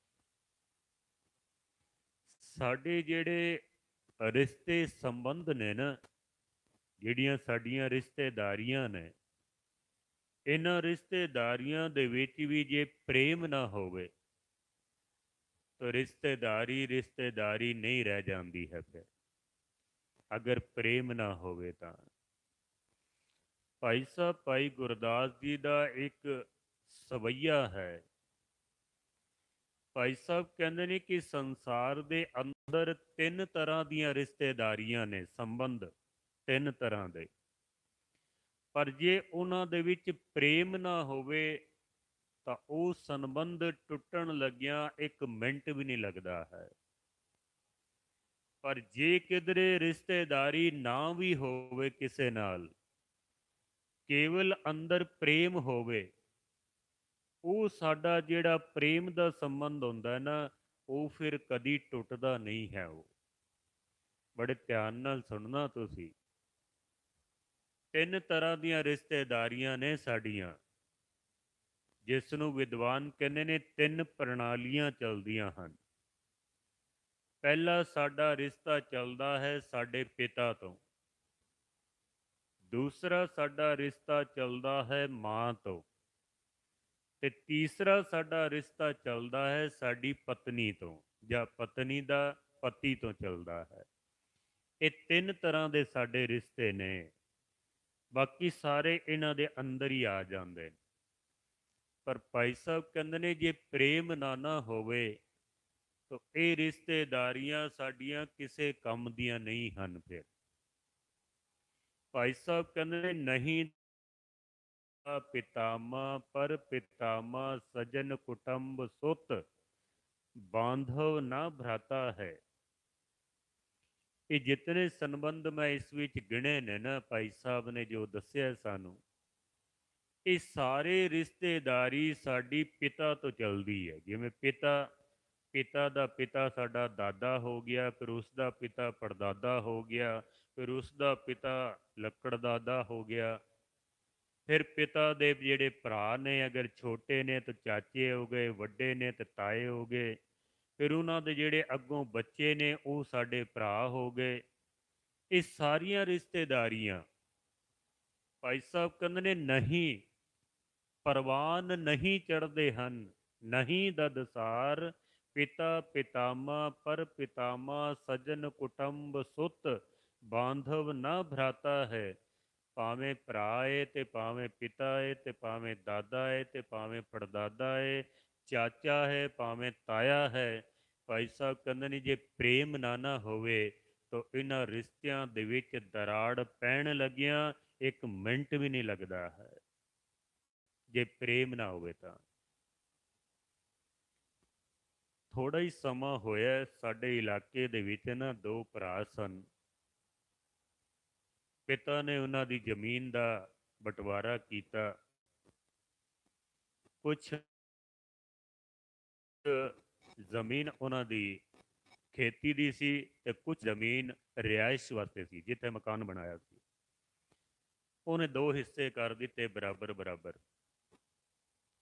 ਜਿਹੜਾ ਛੋਟਾ ਭਰਾ ਸੀ ਨਾ, ਉਹਨੇ ਵੱਡੇ ਭਰਾ ਨੂੰ ਆਖਿਆ ਵੀ ਤੂੰ ਇਹ ਕੰਧ ਨੂੰ ਤੋੜ ਲੈ, ਮੇਰੀ ਜਿਹੜੀ ਪੌੜੀ ਹੈ ਨਾ ਉਹ ਠੀਕ ਨਹੀਂ ਬਣਦੀ ਪਈ, ਤੇ ਥੋੜ੍ਹਾ ਜਿਹਾ ਇਸ ਕੰਧ ਨੂੰ ਆਪਾਂ ਪਰੇ ਸਰਕਾ ਲਈਏ ਤਾਂ ਮੇਰੀ ਜਿਹੜੀ ਰਸਤਾ ਹੈ ਨਾ ਪੌੜੀ ਦਾ ਉਹ ਠੀਕ ਹੋ ਜਾਏਗਾ। ਬਸ ਤੁਸੀਂ ਯਕੀਨ ਜਾਣੋ, ਵਿਵਾਦ ਇਤਨਾ ਵੱਧ ਗਿਆ, ਉਹਨੇ 6 ਇੰਚੀ ਜਗ੍ਹਾ ਤਾਂ ਕੀ ਦੇਣੀ ਸੀ, ਬਲਕਿ ਗੋਲੀ ਮਾਰ ਕੇ ਭਰਾ ਨੂੰ ਹੀ ਖਤਮ ਕਰ ਦਿੱਤਾ ਉਹਨੇ। ਜੇ ਪ੍ਰੇਮ ਹੁੰਦਾ ਨਾ ਕਿਧਰੇ ਤਾਂ ਉਹਨੇ ਕੁਰਬਾਨ ਤੇ ਹੋ ਜਾਣਾ ਸੀ, ਪਰ ਆਪਣੇ ਭਰਾ ਨੂੰ ਉਹਨੇ ਖਰੋਚ ਤੱਕ ਨਹੀਂ ਆਣ ਦੇਣੀ ਸੀ, ਉਸਨੇ ਮਾਰ ਦਿੱਤਾ ਉਸਨੇ। ਜ਼ਮੀਨ ਨਾਲ ਪ੍ਰੇਮ ਹੈ, ਭਰਾ ਨਾਲ ਪ੍ਰੇਮ ਨਹੀਂ ਹੈ। ਜ਼ਮੀਨ ਦੇ ਬਦਲੇ ਆਪਣੇ ਭਰਾ ਨੂੰ ਉਸਨੇ ਮਾਰ ਦਿੱਤਾ, 2 ਉਸਦੇ ਬੱਚੇ ਉਹਨੇ ਅਨਾਥ ਕਰ ਦਿੱਤੇ ਨੇ। ਤੇ ਜੇ ਕਿਧਰੇ ਪ੍ਰੇਮ ਹੁੰਦਾ ਨਾ, ਜਿਹਦੇ ਅੰਦਰ ਪ੍ਰੇਮ ਹੋਵੇ ਨਾ, ਉਹ ਬੰਦਾ ਕੁਰਬਾਨ ਹੋ ਜਾਂਦਾ ਹੈ, ਸਦਕੇ ਹੋ ਜਾਂਦਾ ਹੈ, ਉਹ ਆਪਣਾ ਸਭ ਕੁਝ ਲੁਟਾ ਦਿੰਦਾ ਵੇ, ਜਿਹਦੇ ਅੰਦਰ ਪ੍ਰੇਮ ਹੋਵੇ। ਤੇ ਜੇ ਪ੍ਰੇਮ ਨਾ ਹੋਵੇ ਤਾਂ ਬੰਦਾ ਛੋਟੀ ਛੋਟੀ ਵਸਤੂ ਵਾਸਤੇ ਵੀ ਅਗਲੇ ਦਾ ਕਤਲ ਕਰਨ ਤੱਕ ਜਾਂਦਾ ਵੇ। ਭਾਈ ਸਾਹਿਬ ਕਹਿੰਦੇ ਨੇ, ਜਿਤਨੇ ਸੰਬੰਧ ਨੇ ਨਾ ਪਿਤਾ ਤੋਂ ਬਾਅਦ, ਜੋ ਪਿਤਾ ਤੋਂ ਚੱਲਦੇ ਨੇ, ਅਗਰ ਪ੍ਰੇਮ ਨਾ ਹੋਵੇ ਤਾਂ ਫਿਰ ਇਹਨਾਂ ਸੰਬੰਧਾਂ ਦੇ ਵਿੱਚ ਦਰਾੜ ਪੈਣ ਲੱਗਿਆਂ, ਇਹ ਸੰਬੰਧ ਟੁੱਟਣ ਲੱਗਿਆਂ ਭਾਈ ਗੁਰਦਾਸ ਕਹਿੰਦੇ ਨੇ ਕਿ 1 ਮਿੰਟ ਦਾ ਸਮਾਂ ਵੀ ਨਹੀਂ ਲੱਗਦਾ ਹੈ। ਪਰ ਜੇ ਕਿਧਰੇ ਪ੍ਰੇਮ ਹੋਵੇ ਨਾ ਤਾਂ ਫਿਰ ਤੇ ਬੰਦਾ ਕੁਰਬਾਨ ਹੋ ਜਾਂਦਾ ਵੇ। ਦੂਸਰਾ ਭਾਈ ਸਾਹਿਬ ਕਹਿੰਦੇ ਨੇ, ਨਹੀਂ ਨਨਸਾਰ ਮਾਤਾ ਪਰ ਮਾਤਾ, ਬ੍ਰਿਧ ਮਾਤਾ ਮਾਮੀ ਮਾਮੋ ਮਾਸੀ ਮੋਸਾ, ਬਿਦਦ ਵਿਖਿਆਤਾ ਹੈ। ਇਹ ਜਿਤਨੇ ਸੰਬੰਧ ਨੇ ਨਾ, ਇਹ ਮਾਂ ਤੋਂ ਬਣਦੇ ਨੇ ਸਾਡੇ। ਜਿਵੇਂ ਸਾਡੀ ਮਾਂ ਹੈ, ਫਿਰ ਮਾਂ ਦੀ ਮਾਂ ਨਾਨੀ ਹੋ ਗਈ, ਫਿਰ ਉਹਦੀ ਮਾਂ ਪੜਨਾਨੀ ਹੋ ਗਈ, ਫਿਰ ਜਿਹੜੀਆਂ ਮਾਂ ਦੀਆਂ ਭੈਣਾਂ ਨੇ ਉਹ ਮਾਸੀਆਂ ਹੋ ਗਈਆਂ, ਉਹਨਾਂ ਦੇ ਜਿਹੜੇ ਹਸਬੈਂਡ ਨੇ ਉਹ ਸਾਡੇ ਮਾਸੜ ਹੋ ਗਏ, ਉਹਨਾਂ ਦੇ ਅੱਗੋਂ ਜਿਹੜੇ ਬੱਚੇ ਨੇ ਉਹ ਸਾਡੇ ਭੈਣ ਭਰਾ ਹੋ ਗਏ। ਇਹ ਸਾਰੇ ਸੰਬੰਧ ਸਾਡੇ ਮਾਂ ਤੋਂ ਚੱਲਦੇ ਹਨ। ਪਰ ਜੇ ਕਿਧਰੇ ਪ੍ਰੇਮ ਨਾ ਹੋਵੇ ਤਾਂ ਭਾਈ ਸਾਹਿਬ ਕਹਿੰਦੇ ਨੇ ਕਿ ਮਾਵਾਂ ਦੇ ਵੀ ਜਿਤਨੇ ਸੰਬੰਧ ਨੇ ਨਾ, ਇਹ ਸਾਰੇ ਟੁੱਟਣ ਲੱਗਿਆਂ ਭਾਈ ਸਾਹਿਬ ਕਹਿੰਦੇ ਨੇ 1 ਮਿੰਟ ਵੀ ਨਹੀਂ ਲੱਗਦਾ ਹੈ, 1 ਮਿੰਟ ਵੀ ਨਹੀਂ। ਅੱਜ ਕੱਲ੍ਹ ਤੇ ਐਸਾ ਦੇਖਣ ਦੇ ਵਿੱਚ ਆ ਗਿਆ, ਮਾਂ ਦਾ ਪੁੱਤਰ ਨਾਲ ਪ੍ਰੇਮ ਨਹੀਂ ਤੇ ਪੁੱਤਰ ਦਾ ਮਾਂ ਨਾਲ ਪ੍ਰੇਮ ਨਹੀਂ ਹੈ। ਹਾਲਾਂਕਿ ਵਿਦਵਾਨ ਕਹਿੰਦੇ ਨੇ ਕਿ ਜੇ ਦੁਨੀਆ ਦੇ ਉੱਤੇ ਰੱਬ ਦਾ ਕੋਈ ਦੂਸਰਾ ਰੂਪ ਹੈ ਤੇ ਉਹ ਮਾਂ ਹੁੰਦੀ ਹੈ ਸਾਡੀ। ਮਾਂ ਨੂੰ ਇਤਨਾ ਵੱਡਾ ਦਰਜਾ ਦਿੱਤਾ ਗਿਆ ਹੈ, ਪਰ ਮਾਫ਼ ਕਰਨਾ, ਨਾ ਹੁਣ ਉਹ ਮਾਵਾਂ ਰਹਿ ਗਈਆਂ ਤੇ ਨਾ ਹੁਣ ਉਹ ਬੱਚੇ ਰਹਿ ਗਏ ਹਨ। ਬਹੁਤ ਘੱਟ ਉਹ ਮਾਵਾਂ ਨੇ ਜਿਹੜੀਆਂ ਆਪਣੇ ਪੂਰੇ ਫਰਜ਼ ਆਪਣੇ ਬੱਚੇ ਦੇ ਪ੍ਰਤੀ ਅਦਾ ਕਰ ਸਕਦੀਆਂ ਹਨ। ਅੱਜ ਜਦੋਂ ਕਈ ਲੋਕੀ ਸਾਨੂੰ ਕਹਿੰਦੇ ਨਾ ਸਾਡੇ ਬੱਚੇ ਬੜੇ ਵਿਗੜ ਗਏ ਨੇ, ਤਾਂ ਮੈਨੂੰ ਕਹਿਣਾ ਪੈਂਦਾ ਵੀ ਬੱਚੇ ਨਹੀਂ ਵਿਗੜ ਗਏ, ਸਾਡੇ ਜਿਹੜੇ ਬੁੱਢੇ ਨੇ ਨਾ ਉਹ ਸਭ ਵਿਗੜ ਗਏ ਨੇ। ਮੈਂ ਮਾਫੀ ਮੰਗ ਲੈਣਾ, ਬੱਚੇ ਨਹੀਂ ਵਿਗੜੇ ਹਨ, ਸਾਡੇ ਬਜ਼ੁਰਗ ਵਿਗੜ ਗਏ ਨੇ। ਅਗਰ ਬਜ਼ੁਰਗ ਨੇ ਆਪ ਜਪਜੀ ਸਾਹਿਬ ਦਾ ਪਾਠ ਕੀਤਾ ਹੋਵੇ ਤੇ ਉਹ ਪੁੱਤਰ ਨੂੰ ਵੀ ਕਹੇਗਾ ਪੁੱਤਰਾ ਤੂੰ ਵੀ ਕਰ ਲੈ, ਅੱਗੋਂ ਪੋਤਰੇ ਨੂੰ ਵੀ ਕਹੇਗਾ ਵੀ ਤੂੰ ਵੀ ਕਰ ਲੈ। ਤੇ ਜੇ ਪਿਓ ਨੇ ਹੀ ਨਹੀਂ ਕੀਤਾ ਤਾਂ ਫਿਰ ਬੱਚੇ ਨੇ ਕਿੱਥੋਂ ਕਰਨਾ। ਤੇ ਜੇ ਹੁਣ ਪਿਓ ਹੀ ਸਾਰਾ ਦਿਨ ਟੀਵੀ ਦੇ ਅੱਗੇ ਬੈਠਾ ਰਵੇ, ਪਿਓ ਹੀ ਸਾਰਾ ਦਿਨ ਮੋਬਾਈਲ ਚਲਾਉਂਦਾ ਰਵੇ ਤੇ ਬੱਚਿਆਂ ਨੂੰ ਮਨਾ ਕਰੇਗਾ ਤੇ ਅਸਰ ਕਿਵੇਂ ਪੈਣਾ ਮੈਂ। ਅਗਰ ਪਿਓ ਹੀ ਘਰ ਦੇ ਵਿੱਚ ਸ਼ਾਮੀ ਸ਼ਰਾਬ ਦੀ ਬੋਤਲ ਖੋਲ ਕੇ ਬਹਿ ਜਾਏ, ਬੱਚਿਆਂ ਨੂੰ ਕਿਵੇਂ ਕਹੇਗਾ ਵੀ ਪੁੱਤਰਾ ਸ਼ਰਾਬ ਨਹੀਂ ਪੀਣੀ ਚਾਹੀਦੀ ਏ, ਗੰਦੀ ਚੀਜ਼ ਹੈ। ਬੱਚੇ ਨਹੀਂ ਵਿਗੜੇ ਹਨ ਸਾਧ ਸੰਗਤ ਜੀ, ਅਸੀਂ ਵਿਗੜ ਗਏ ਹਾਂ। ਅਸੀਂ ਬੱਚਿਆਂ ਨੂੰ ਉਹ ਤਾਲੀਮ ਦਿੱਤੀ ਨਹੀਂ ਹੈ। ਅਗਰ ਕਿਸੇ ਮਾਂ ਨੇ ਬੱਚੇ ਨੂੰ ਗੋਦ ਦੇ ਵਿੱਚ ਬਿਠਾ ਕੇ ਦੁੱਧ ਪਿਲਾਉਣ ਲੱਗਿਆਂ ਜੇ ਕਿਧਰੇ ਜਪਜੀ ਸਾਹਿਬ ਦਾ ਪਾਠ ਕੀਤਾ ਹੁੰਦਾ ਨਾ, ਤੇ ਉਸ ਦੁੱਧ ਦੇ ਨਾਲ ਨਾਲ ਉਸ ਬੱਚੇ ਦੇ ਅੰਦਰ ਜਪਜੀ ਸਾਹਿਬ ਦਾ ਪਾਠ ਵੀ ਚਲਾ ਜਾਣਾ ਸੀ। ਉਹ ਬੱਚਾ ਕਦੀ ਵਿਗੜ ਨਹੀਂ ਸਕਦਾ ਸੀ। ਉਹ ਬੱਚਾ ਕਦੀ ਵਿਗੜ ਨਹੀਂ ਸਕਦਾ ਹੈ। ਜੇ ਕਿਧਰੇ ਉਸ ਬੱਚੇ ਦੇ ਮੂੰਹ ਦੇ ਵਿੱਚ ਇੱਕ ਇੱਕ ਬੁਰਕੀ ਰੋਟੀ ਪਾਉਣ ਲੱਗਿਆਂ ਮਾਂ ਇੱਕ ਵਾਰੀ ਕਹਿ ਦਿੰਦੀ ਵਾਹਿਗੁਰੂ, ਭੋਜਨ ਦੇ ਨਾਲ ਭਜਨ ਵੀ ਉਸ ਬੱਚੇ ਦੇ ਅੰਦਰ ਚਲਾ ਜਾਣਾ ਸੀ। ਉਹ ਬੱਚਾ ਫਿਰ ਕਦੀ ਵਿਗੜਦਾ ਨਾ ਸਾਡਾ। ਇਹ ਜਿੱਥੇ ਬੈਠੇ ਆ ਨਾ ਅਸੀਂ, ਗੁਰੂ ਗੋਬਿੰਦ ਸਿੰਘ ਮਹਾਰਾਜ ਸੱਚੇ ਪਾਤਸ਼ਾਹ ਜੀ ਦੇ ਸਤਿਕਾਰਯੋਗ ਮਾਤਾ ਗੁਜਰ ਕੌਰ ਜੀ ਛੋਟੇ ਛੋਟੇ 5 ਸਾਲ ਤੇ 7 ਸਾਲ ਦੇ ਸਾਹਿਬਜ਼ਾਦਿਆਂ ਨੇ ਜੋ ਸਰਹੰਦ ਦੀਆਂ ਨੀਹਾਂ ਦੇ ਵਿੱਚ ਖੜੇ ਹੋ ਕੇ ਵਜ਼ੀਰ ਖਾਨ ਦਾ ਜਿਹੜਾ ਮੁਕਾਬਲਾ ਕੀਤਾ ਨਾ, ਉਹ ਐਵੇਂ ਨਹੀਂ ਕੀਤਾ। ਉਹ ਮਾਤਾ ਗੁਜਰ ਕੌਰ ਜੀ ਨੇ ਜੋ ਉਹਨਾਂ ਨੂੰ ਸਿੱਖਿਆ ਦਿੱਤੀ ਸੀ ਨਾ, ਉਸ ਸਿੱਖਿਆ ਦੇ ਸਦਕੇ ਇਤਨੀ ਵੱਡੀ ਰਿਆਸਤ ਦੇ ਨਾਲ ਛੋਟੇ ਛੋਟੇ ਬੱਚੇ ਮੱਥਾ ਲਾ ਕੇ ਬਹਿ ਜਾਂਦੇ ਨੇ। ਐਵੇਂ ਨਹੀਂ ਉਹਨਾਂ ਨੇ ਸ਼ਹਾਦਤਾਂ ਪ੍ਰਾਪਤ ਕੀਤੀਆਂ ਹਨ। ਪਰ ਜੇ ਕਿਧਰੇ ਮਾਂ ਨੇ ਕੀਤਾ ਹੋਵੇ ਤਾਂ ਬੱਚਾ ਵੀ ਕਰ ਲੇਗਾ। ਜੇ ਮਾਂ ਗੁਰਦੁਆਰੇ ਜਾਂਦੀ ਹੋਵੇ ਤੇ ਬੱਚੇ ਨੂੰ ਵੀ ਲੈ ਆਏਗੀ। ਅਸੀਂ ਫਟ ਕਹਿ ਦਿੰਦੇ ਹਾਂ ਬੱਚੇ ਵਿਗੜ ਗਏ ਨੇ ਸਾਡੇ। ਪਹਿਲੇ ਆਪਣੇ ਅੰਦਰ ਤੇ ਝਾਤ ਮਾਰ ਕੇ ਦੇਖੋ ਅਸੀਂ ਕੀ ਕਰਦੇ ਪਏ ਹਾਂ। ਭਾਈ ਸਾਹਿਬ ਕਹਿੰਦੇ ਨੇ ਜਿਹੜੇ ਮਾਵਾਂ ਦੇ ਰਿਸ਼ਤੇ ਨੇ ਨਾ, ਜੇ ਪ੍ਰੇਮ ਨਾ ਹੋਵੇ, ਅੱਜ ਅਸੀਂ ਦੇਖੋ ਜ਼ਮੀਨ ਜਾਇਦਾਦ ਵਾਸਤੇ ਮਾਤਾ ਪਿਤਾ ਨੂੰ ਲੋਕੀ ਘਰੋਂ ਕੱਢ ਦਿੰਦੇ ਨੇ। ਜੇ ਕਿਧਰੇ ਬੱਚਿਆਂ ਦਾ ਮਾਤਾ ਪਿਤਾ ਦੇ ਪ੍ਰਤੀ ਪ੍ਰੇਮ ਹੁੰਦਾ ਨਾ, ਤਾਂ ਅੱਜ ਦੁਨੀਆ ਦੇ ਵਿੱਚ ਜਿਹੜੇ ਵਰਧਾ ਆਸ਼ਰਮ ਬਣੇ ਹੋਏ ਨੇ ਨਾ, ਜਿੱਥੇ ਬਜ਼ੁਰਗਾਂ ਨੂੰ ਲਿਜਾ ਕੇ ਸੁੱਟ ਦਿੱਤਾ ਜਾਂਦਾ ਹੈ, ਉਹਨਾਂ ਨੂੰ ਪੁੱਛਿਆ ਤੱਕ ਨਹੀਂ ਜਾਂਦਾ।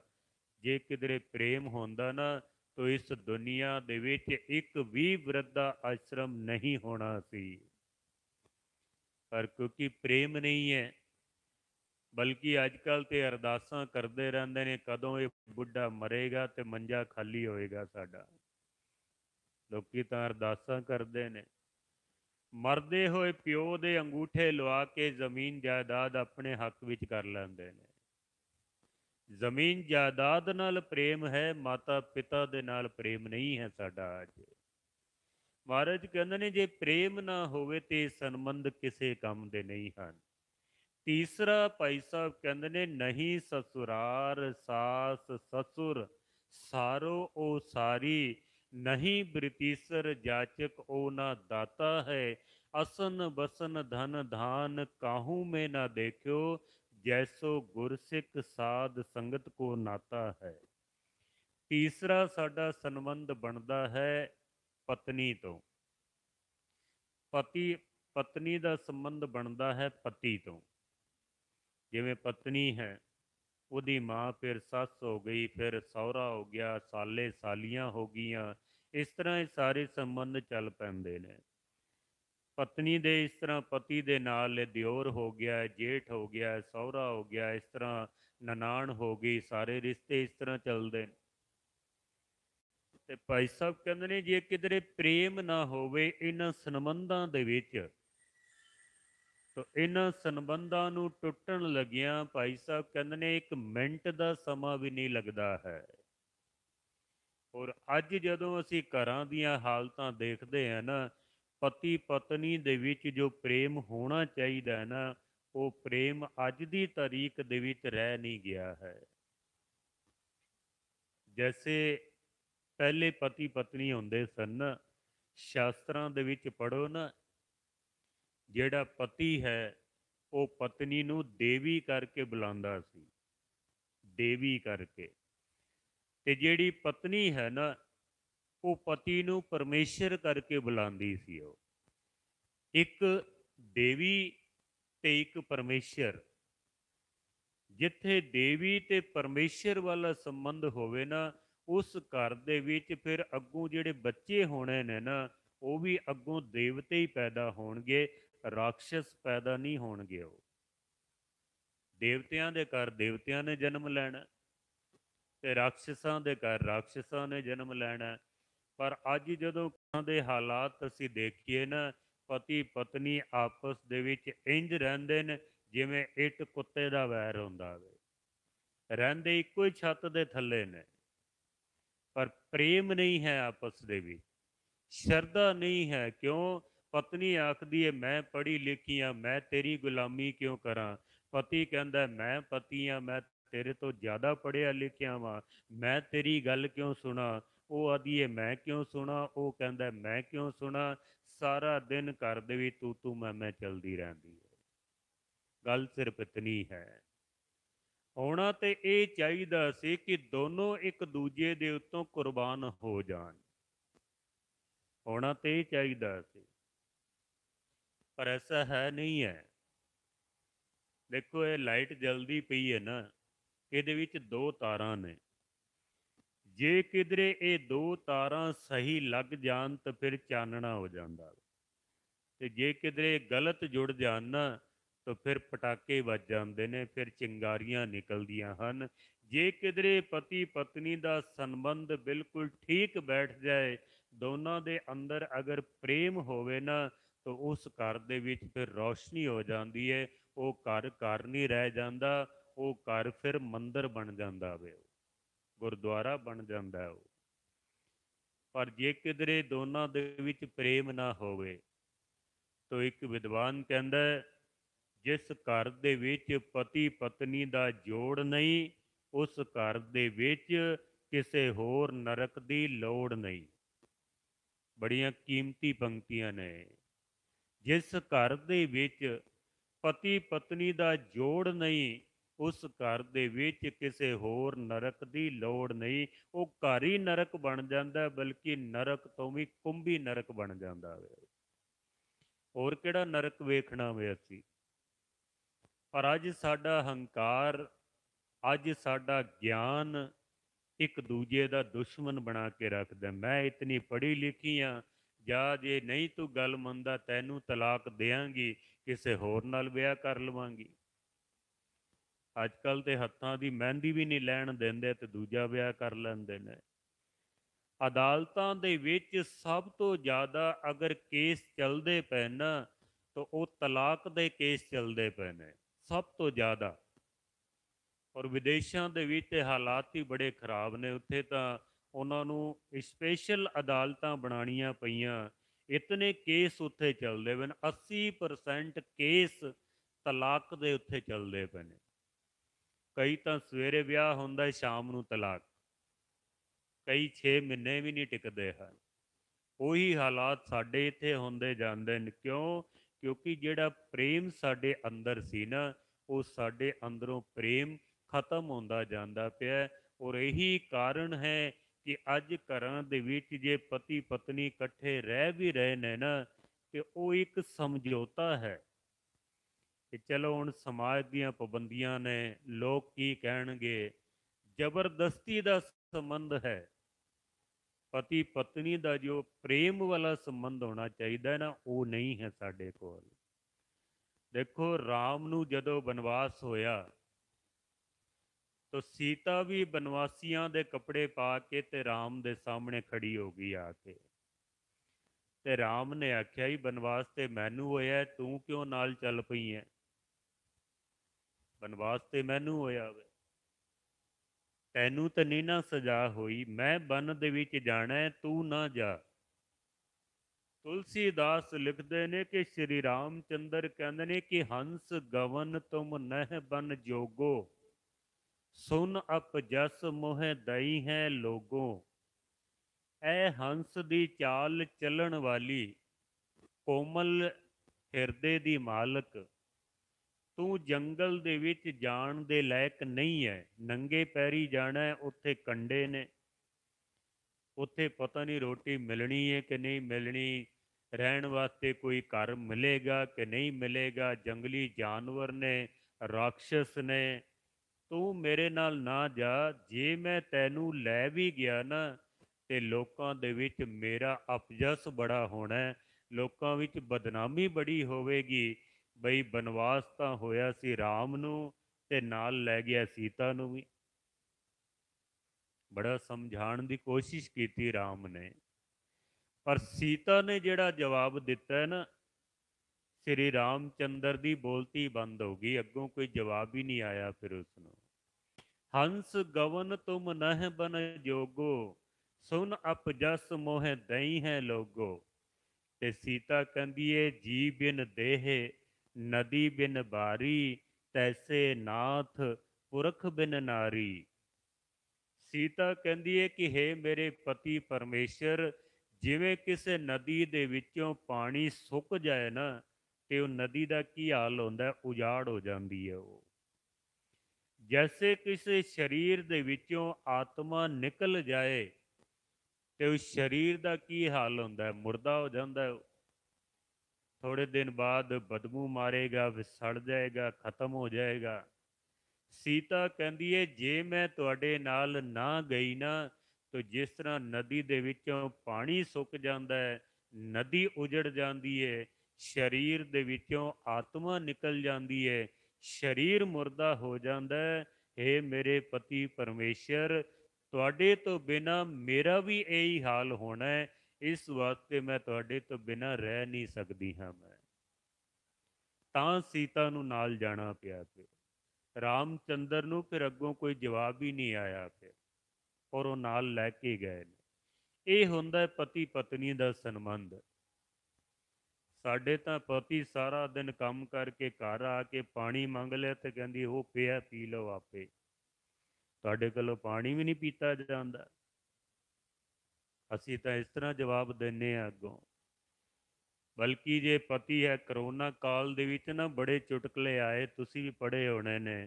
ਬਈ ਘਰ ਵਿੱਚ ਪਤਨੀਆਂ ਕਹਿ ਰਹੀਆਂ ਨੇ ਵੀ ਇਹਦੀ ਸ਼ਕਲ ਦੇਖ ਦੇਖ ਕੇ ਹੀ ਅੱਕ ਗਏ ਹਾਂ, ਕਦੋਂ ਕਰੋਨਾ ਖੁੱਲੇਗਾ ਤੇ ਬਾਹਰ ਨਿਕਲੇਗਾ ਇਹ। ਆਏ ਨਾ ਚੁਟਕਲੇ ਬਹੁਤ ਸਾਰੇ। ਤੇ ਜੇ ਕਿਧਰੇ ਪ੍ਰੇਮ ਹੁੰਦਾ ਤੇ ਕਿਸੇ ਦੀ ਹਿੰਮਤ ਹੁੰਦੀ ਵੀ ਤੂੰ ਮੇਰੇ ਤੋਂ ਦੂਰ ਜਾ ਤੂੰ। ਬਲਕਿ ਪਤੀ ਪਤਨੀ ਦਾ ਜੇ ਵਿਛੋੜਾ ਪੈ ਜਾਏ ਨਾ, ਤਾਂ ਪਤਨੀ ਦੀ ਤਾਂ ਉੱਥੇ ਹੀ ਮੌਤ ਹੋ ਜਾਂਦੀ ਹੈ, ਪਤੀ ਦੀ ਵੀ ਹੋਣੀ ਚਾਹੀਦੀ ਹੈ। ਜੇ ਕਿਧਰੇ ਪ੍ਰੇਮ ਹੋਵੇ, ਖੈਰ ਸਮਾਂ ਬੜੀ ਤੇਜ਼ ਚੱਲਦਾ ਪਿਆ ਤੇ ਮੈਂ ਪਿੱਛੇ ਰਹਿ ਜਾਣਾ, ਸ਼ਬਦ ਦੇ ਅਰਥ ਵੀ ਆਪਾਂ ਕਰਨੇ ਹਨ। ਭਾਈ ਸਾਹਿਬ ਕਹਿੰਦੇ ਨੇ ਕਿ ਤਿੰਨੋਂ ਹੀ ਸੰਬੰਧ, ਪਿਤਾ ਦਾ, ਮਾਂ ਦਾ ਤੇ ਸੱਸ ਸਹੁਰਿਆਂ ਦਾ, ਅਗਰ ਇਹਨਾਂ ਸੰਬੰਧਾਂ ਦੇ ਵਿੱਚ ਪ੍ਰੇਮ ਨਾ ਹੋਵੇ ਤਾਂ 1 ਮਿੰਟ ਦੇ ਵਿੱਚ ਟੁੱਟ ਜਾਂਦੇ ਨੇ। ਤੇ ਜੇ ਗੁਰੂ ਦਾ ਤੇ ਸਿੱਖ ਦਾ ਅਗਰ ਅੰਦਰ ਪ੍ਰੇਮ ਨਾ ਹੋਵੇ ਤਾਂ ਮਹਾਰਾਜ ਜੀ ਕਹਿੰਦੇ ਨੇ ਇਹ ਸੰਬੰਧ ਵੀ ਸਾਡਾ ਟੁੱਟ ਜਾਂਦਾ ਹੈ, ਫਿਰ ਬਣਦਾ ਨਹੀਂ ਇਹ ਸੰਬੰਧ। ਅਸਨ ਬਸਨ ਧਨ ਧਾਮ ਕਾਹੂ ਮੈਂ ਨਾ ਦੇਖਿਓ। ਤੁਸੀਂ ਗੁਰਦੁਆਰੇ ਆਉਂਦੇ ਹੋ ਨਾ, ਕਈ ਭੇਟਾਵਾਂ ਲੈ ਕੇ ਆਉਂਦੇ ਹੋ, ਕੋਈ ਬਸਤਰ ਲੈ ਕੇ ਆਉਂਦਾ ਹੈ, ਰੁਮਾਲੇ ਜਾਂ ਹੋਰ ਬਸਤਰ ਲਿਆਉਂਦੇ ਆ, ਕੋਈ ਖਾਣ ਪੀਣ ਦੀਆਂ ਚੀਜ਼ਾਂ ਲਿਆਂਦਾ ਹੈ, ਕੋਈ ਗੁਰਦੁਆਰੇ ਵਾਸਤੇ ਸੋਨਾ, ਕੋਈ ਚਾਂਦੀ, ਕੋਈ ਹੀਰੇ ਮੋਤੀ, ਕੋਈ ਵੀ ਚੀਜ਼ ਲੈ ਕੇ ਆ ਜਾਓ। ਅਸਨ ਬਸਨ ਧਨ ਧਾਨ ਕਾਹੂ ਮੈਂ ਨਾ ਦੇਖਿਓ। ਭਾਈ ਸਾਹਿਬ ਕਹਿੰਦੇ ਨੇ ਕਿ ਜਿਤਨੀਆਂ ਮਰਜ਼ੀ ਚੀਜ਼ਾਂ ਲੈ ਕੇ ਆ ਜਾ, ਕੀਮਤੀ ਤੋਂ ਕੀਮਤੀ ਵਸਤੂਆਂ ਵੀ ਅਗਰ ਗੁਰੂ ਦੇ ਚਰਨਾਂ ਦੇ ਵਿੱਚ ਰੱਖ ਦੇਵੇ ਨਾ, ਤੇ ਜੇ ਅੰਦਰ ਪ੍ਰੇਮ ਨਾ ਹੋਵੇ ਤਾਂ ਭਾਈ ਸਾਹਿਬ ਕਹਿੰਦੇ ਨੇ ਗੁਰੂ ਨਾਲ ਤੇਰਾ ਸੰਬੰਧ ਨਹੀਂ ਬਣ ਸਕਦਾ ਹੈ। ਅਸਨ ਬਸਨ ਧਨ ਧਾਮ ਕਾਹੂ ਮੈਂ ਨਾ ਦੇਖਿਓ, ਜੈਸੇ ਗੁਰਸਿੱਖ ਸਾਧ ਸੰਗਤ ਕੋ ਨਾਤਾ ਹੈ। ਜੈਸਾ ਸੰਬੰਧ ਸਿੱਖ ਤੇ ਗੁਰੂ ਦਾ ਪ੍ਰੇਮ ਦਾ ਹੈ ਨਾ, ਮਹਾਰਾਜ ਜੀ ਕਹਿੰਦੇ ਨੇ ਐਸਾ ਸੰਬੰਧ ਸਾਡਾ ਤਮਾਮ ਕੀਮਤੀ ਪਦਾਰਥ ਰੱਖਣ ਦੇ ਨਾਲ ਵੀ ਨਹੀਂ ਬਣ ਸਕਦਾ, ਸਿਰਫ ਪ੍ਰੇਮ ਨਾਲ ਬਣ ਸਕਦਾ ਹੈ ਬਸ। ਅਗਰ ਅੰਦਰ ਪ੍ਰੇਮ ਨਾ ਹੋਵੇ ਤਾਂ। ਸਤਿਗੁਰ ਸੱਚੇ ਪਾਤਸ਼ਾਹ ਜੀ ਗੁਰੂ ਅਰਜਨ ਦੇਵ ਜੀ ਮਹਾਰਾਜ ਅਰਦਾਸ ਕਰ ਰਹੇ ਹਨ ਨਿਰੰਕਾਰ ਚਰਨਾਂ ਦੇ ਵਿੱਚ ਕਿ ਹੇ ਪ੍ਰਮਾਤਮਾ, ਜਿਤਨਾ ਪ੍ਰੇਮ ਚਾਤਰਕ ਦੇ ਵਿੱਚ ਹੈ ਨਾ, ਜੋ 24 ਘੰਟੇ ਸਵਾਂਤੀ ਬੂੰਦ ਵਾਸਤੇ ਅਰਦਾਸ ਕਰਦਾ ਪਿਆ, ਹੇ ਪ੍ਰਮਾਤਮਾ ਇਤਨਾ ਪ੍ਰੇਮ ਮੇਰੇ ਅੰਦਰ ਤੇਰੀ ਪਿਆਸ ਦਾ ਹੋਵੇ, ਇਤਨੀ ਭੁੱਖ ਮੇਰੇ ਅੰਦਰ ਤੇਰੇ ਨਾਮ ਦੀ ਹੋਵੇ। ਗੁਰੂ ਨਾਨਕ ਸੱਚੇ ਪਾਤਸ਼ਾਹ ਨੂੰ ਨਾ ਇੱਕ ਵਾਰੀ ਪਿਤਾ ਮਹਿਤਾ ਕਲਿਆਣ ਦਾਸ ਜੀ ਨੇ ਪੁੱਛ ਲਿਆ, ਬਈ ਤੈਨੂੰ ਕਿਤਨੀ ਕੁ ਭੁੱਖ ਹੈ ਨਾਮ ਦੀ, ਤੈਨੂੰ ਕਿਸੇ ਵੀ ਕੰਮ ਵਿੱਚ ਭੇਜਨੇ ਆ, ਤੂੰ ਉੱਥੇ ਹੋਰ ਹੀ ਕੁਝ ਕਰਨ ਲੱਗ ਪੈਂਦਾ ਵਾ। ਤੈਨੂੰ ਸੌਦਾ ਕਰਨ ਵਾਸਤੇ ਭੇਜਿਆ 20 ਰੁਪਈਏ ਦਾ, ਤੂੰ ਸਾਰੇ ਪੈਸੇ ਗਵਾ ਕੇ ਤੇ ਉੱਥੇ ਹੀ ਨਾਮ ਜਪਣ ਲੱਗ ਪਿਆ ਤੂੰ। ਤੈਨੂੰ ਮੱਝਾਂ ਚਾਰਨ ਵਾਸਤੇ ਭੇਜੀਆਂ ਨੇ, ਤੂੰ ਮੱਝਾਂ ਨੂੰ ਖੁੱਲ੍ਹਾ ਛੋੜ ਕੇ ਤੇ ਆਪ ਦਰਖਤ ਥੱਲੇ ਨਾਮ ਜਪਣ ਲੱਗ ਪਿਆ ਤੂੰ। ਤੈਨੂੰ ਮੋਦੀ ਖਾਨਾ ਖੋਲ ਕੇ ਦਿੱਤਾ ਸੀ ਵੀ ਵਪਾਰ ਕਰਨ ਵਾਸਤੇ, ਤੂੰ ਉੱਥੇ ਵੀ ਤੇਰਾ ਤੇਰਾ ਕਰਨ ਲੱਗ ਪਿਆ ਮੈਂ। ਤੇ ਪਿਤਾ ਜੀ ਪੁੱਛਦੇ ਨੇ ਵੀ ਦੱਸ ਤਾਂ ਸਹੀ ਵੀ ਤੈਨੂੰ ਨਾਮ ਦੀ ਕਿਤਨੀ ਭੁੱਖ ਹੈ। ਕੋਈ ਲਿਮਿਟ ਤੇ ਹੋਣਾ ਚਾਹੀਦਾ ਨਾ। ਦੁਨਿਆਵੀ ਕੰਮ ਵੀ ਕਰੇਗਾ ਕਿ ਨਹੀਂ ਕਰੇਗਾ, ਕਿ 24 ਘੰਟੇ ਨਾਮ ਹੀ ਜਪਦਾ ਰਹਿਣਾ ਹੈ ਤੂੰ। ਸਾਧ ਸੰਗਤ, ਸਾਡੇ ਅੰਦਰ ਲੰਗਰਾਂ ਦੀ ਭੁੱਖ ਬੜੀ ਹੈ, ਲੇਕਿਨ ਪਰਮੇਸ਼ਰ ਦੇ ਨਾਮ ਦੀ ਭੁੱਖ ਨਹੀਂ ਹੈ ਸਾਡੇ ਅੰਦਰ। ਲੰਗਰਾਂ ਦੇ ਤਾਂ ਦਰਵਾਜ਼ੇ ਬੰਦ ਕਰਨੇ ਪੈਂਦੇ ਨੇ, ਉੱਥੇ ਤੇ ਲੋਕੀ ਲੜ ਪੈਂਦੇ ਨੇ ਜੇ ਅੰਦਰ ਨਾ ਜਾਣ ਦਿਓ ਤੇ ਸਤ ਸੰਗਤ ਦੇ ਵਿੱਚ ਕੋਈ ਆ ਕੇ ਰਾਜੀ ਨਹੀਂ ਹੁੰਦਾ ਵੇ। ਤੁਸੀਂ ਬੈਠੇ ਹੋ ਨਾ, ਬੜੇ ਵੱਡੇ ਭਾਗਾਂ ਵਾਲੇ ਹੋ ਤੁਸੀਂ, ਕਿਉਂਕਿ ਵਡਭਾਗੀ ਹਰ ਸੰਗਤ ਪਾਵੇ, ਭਾਗਹੀਣ ਭ੍ਰਮ ਚੋਟਾ ਖਾਵੇ। ਸਾਡੇ ਅੰਦਰ ਭੋਜਨ ਦੀ ਭੁੱਖ ਹੈ, ਭਜਨ ਦੀ ਭੁੱਖ ਨਹੀਂ ਹੈ। ਮਹਾਰਾਜ ਨੂੰ ਪੁੱਛਦੇ ਨੇ ਵੀ ਦੱਸ ਤਾਂ ਸਹੀ ਤੈਨੂੰ ਨਾਮ ਦੀ ਕਿਤਨੀ ਕੁ ਭੁੱਖ ਹੈ। ਤੇ ਗੁਰੂ ਨਾਨਕ ਸੱਚੇ ਪਾਤਸ਼ਾਹ ਕਹਿੰਦੇ ਨੇ, ਪਿਤਾ ਜੀ ਜੇ ਪੁੱਛਣਾ ਹੀ ਹੈ ਨਾ ਤੇ ਮੇਰੇ ਕੋਲੋਂ ਨਾ ਪੁੱਛੋ ਵੀ ਮੈਨੂੰ ਨਾਮ ਦੀ ਕਿਤਨੀ ਭੁੱਖ ਹੈ। ਮੈਂ ਕੁਝ ਗੱਲਾਂ ਤੁਹਾਨੂੰ ਦੱਸਣਾ, ਉਹਨਾਂ ਨੂੰ ਪੁੱਛੋ ਜਾ ਕੇ ਵੀ ਉਹਨਾਂ ਨੂੰ ਕਿਤਨੀ ਭੁੱਖ ਹੈ, ਮੇਰੇ ਕੋਲੋਂ ਨਾ ਪੁੱਛੋ। ਤੇ ਮਹਾਰਾਜ ਸੱਚੇ ਪਾਤਸ਼ਾਹ ਜੀ ਨੇ ਆਖਿਆ, ਫਿਰ ਤੂੰ ਹੀ ਦੱਸ ਦੇ ਵੀ ਕਿਹਦੇ ਕੋਲੋਂ ਪੁੱਛਾਂ ਮੈਂ। ਸਵਾਲ ਤੇ ਤੇਰੇ ਅੱਗੇ ਕੀਤਾ, ਤੂੰ ਮੈਨੂੰ ਕਿਧਰੇ ਹੋਰ ਕਰਦਾ ਪਿਆ ਮੈਂ। ਮਹਾਰਾਜ ਨੇ ਉੱਤੇ ਸ਼ਬਦ ਉਚਾਰਨ ਕੀਤਾ। ਮਹਾਰਾਜ ਕਹਿੰਦੇ ਨੇ, ਮਾਰੂ ਮੀਹ ਨਾ ਤ੍ਰਿਪਤਿਆ, ਅੱਗੀ ਲਹੇ ਨਾ ਭੁੱਖ।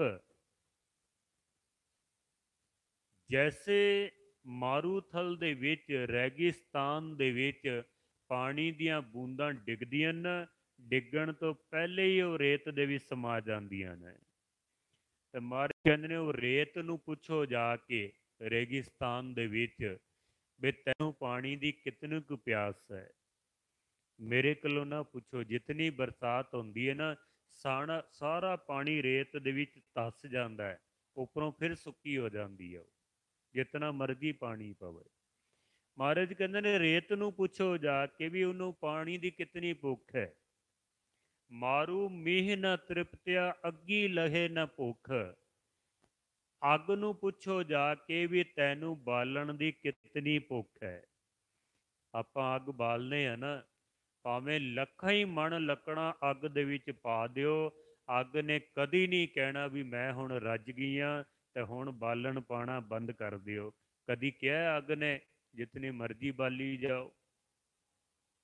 ਮਹਾਰਾਜ ਕਹਿੰਦੇ ਨੇ, ਰਾਜਾ ਰਾਜ ਨਾ ਤ੍ਰਿਪਤਿਆ, ਸਾਇਰ ਭਰੇ ਕਿਸਿਕ। ਕੋਈ ਰਾਜਾ ਇਹ ਨਹੀਂ ਆਖਦਾ ਕਿ ਮੈਂ ਰਾਜ ਕਰ ਕਰਕੇ ਤੇ ਅੱਕ ਗਿਆ ਵਾਂ। ਰਾਜੇ ਨੂੰ ਹਮੇਸ਼ਾ ਆਪਣੇ ਰਾਜ ਨੂੰ ਵੱਡਾ ਕਰਨ ਦੀ ਔਰ ਵੱਧ ਤੋਂ ਵੱਧ ਰਾਜ ਕਰਨ ਦੀ ਭੁੱਖ ਹੁੰਦੀ ਹੈ। ਸਾਇਰ ਕਹਿੰਦੇ ਨੇ ਸਮੁੰਦਰ ਨੂੰ। ਮਹਾਰਾਜ ਕਹਿੰਦੇ ਨੇ, ਸਮੁੰਦਰ ਨੂੰ ਪੁੱਛੋ ਜਾ ਕੇ ਵੀ ਤੈਨੂੰ ਪਾਣੀ ਦੀ ਕਿਤਨੀ ਭੁੱਖ ਹੈ। ਸਾਰੀ ਦੁਨੀਆ ਦੇ ਵਿੱਚ ਜਿਤਨੀਆਂ ਵੀ ਨਦੀਆਂ ਵਗਦੀਆਂ ਨਾ, ਉਹ ਸਾਰੀਆਂ ਨਦੀਆਂ ਜਾ ਕੇ ਸਮੁੰਦਰ ਵਿੱਚ ਪੈਂਦੀਆਂ ਨੇ, ਪਰ ਸਮੁੰਦਰ ਨੇ ਕਦੀ ਨਹੀਂ ਆਖਿਆ ਵੀ ਇਹ ਨਦੀਓ, ਇਹ ਪਾਣੀ ਤੂੰ ਹੁਣ ਆਣਾ ਬੰਦ ਕਰ ਦੇ। ਬਲਕਿ ਸਮੁੰਦਰ ਤਾਂ ਉਛਲ ਉਛਲ ਕੇ ਉਹਨਾਂ ਨਦੀਆਂ ਨੂੰ ਆਪਣੀ ਗਲਵੱਕੜੀ ਦੇ ਵਿੱਚ ਲੈ ਲੈਂਦਾ ਵੇ। ਮਹਾਰਾਜ ਕਹਿੰਦੇ ਨੇ, ਮੈਨੂੰ ਨਾ ਪੁੱਛੋ ਵੀ ਮੈਨੂੰ ਨਾਮ ਦੀ ਕਿਤਨੀ ਭੁੱਖ ਹੈ। ਪੁੱਛਣਾ ਤੇ ਰੇਤ ਨੂੰ ਪੁੱਛੋ, ਅੱਗ ਨੂੰ ਪੁੱਛੋ, ਰਾਜੇ ਨੂੰ ਪੁੱਛੋ, ਸਮੁੰਦਰ ਨੂੰ ਪੁੱਛੋ, ਤੇ ਮਹਾਰਾਜ ਕਹਿੰਦੇ ਨੇ ਨਾਨਕ ਸੱਚੇ ਨਾਮ ਕੀ ਕੀਤੀ ਪੁੱਛਾ ਪੁੱਛ। ਪਿਤਾ ਜੀ ਤੁਸੀਂ ਮੈਨੂੰ ਪੁੱਛਦੇ ਪਏ ਹੋ ਕਿ ਮੈਂ ਕਿਤਨੇ ਨਾਮ ਦੀ ਭੁੱਖ ਰੱਖਦਾ ਹਾਂ। ਮਹਾਰਾਜ ਕਹਿੰਦੇ ਨੇ ਸਮੁੰਦਰ ਨੂੰ ਪੁੱਛੋ ਜਾ ਕੇ।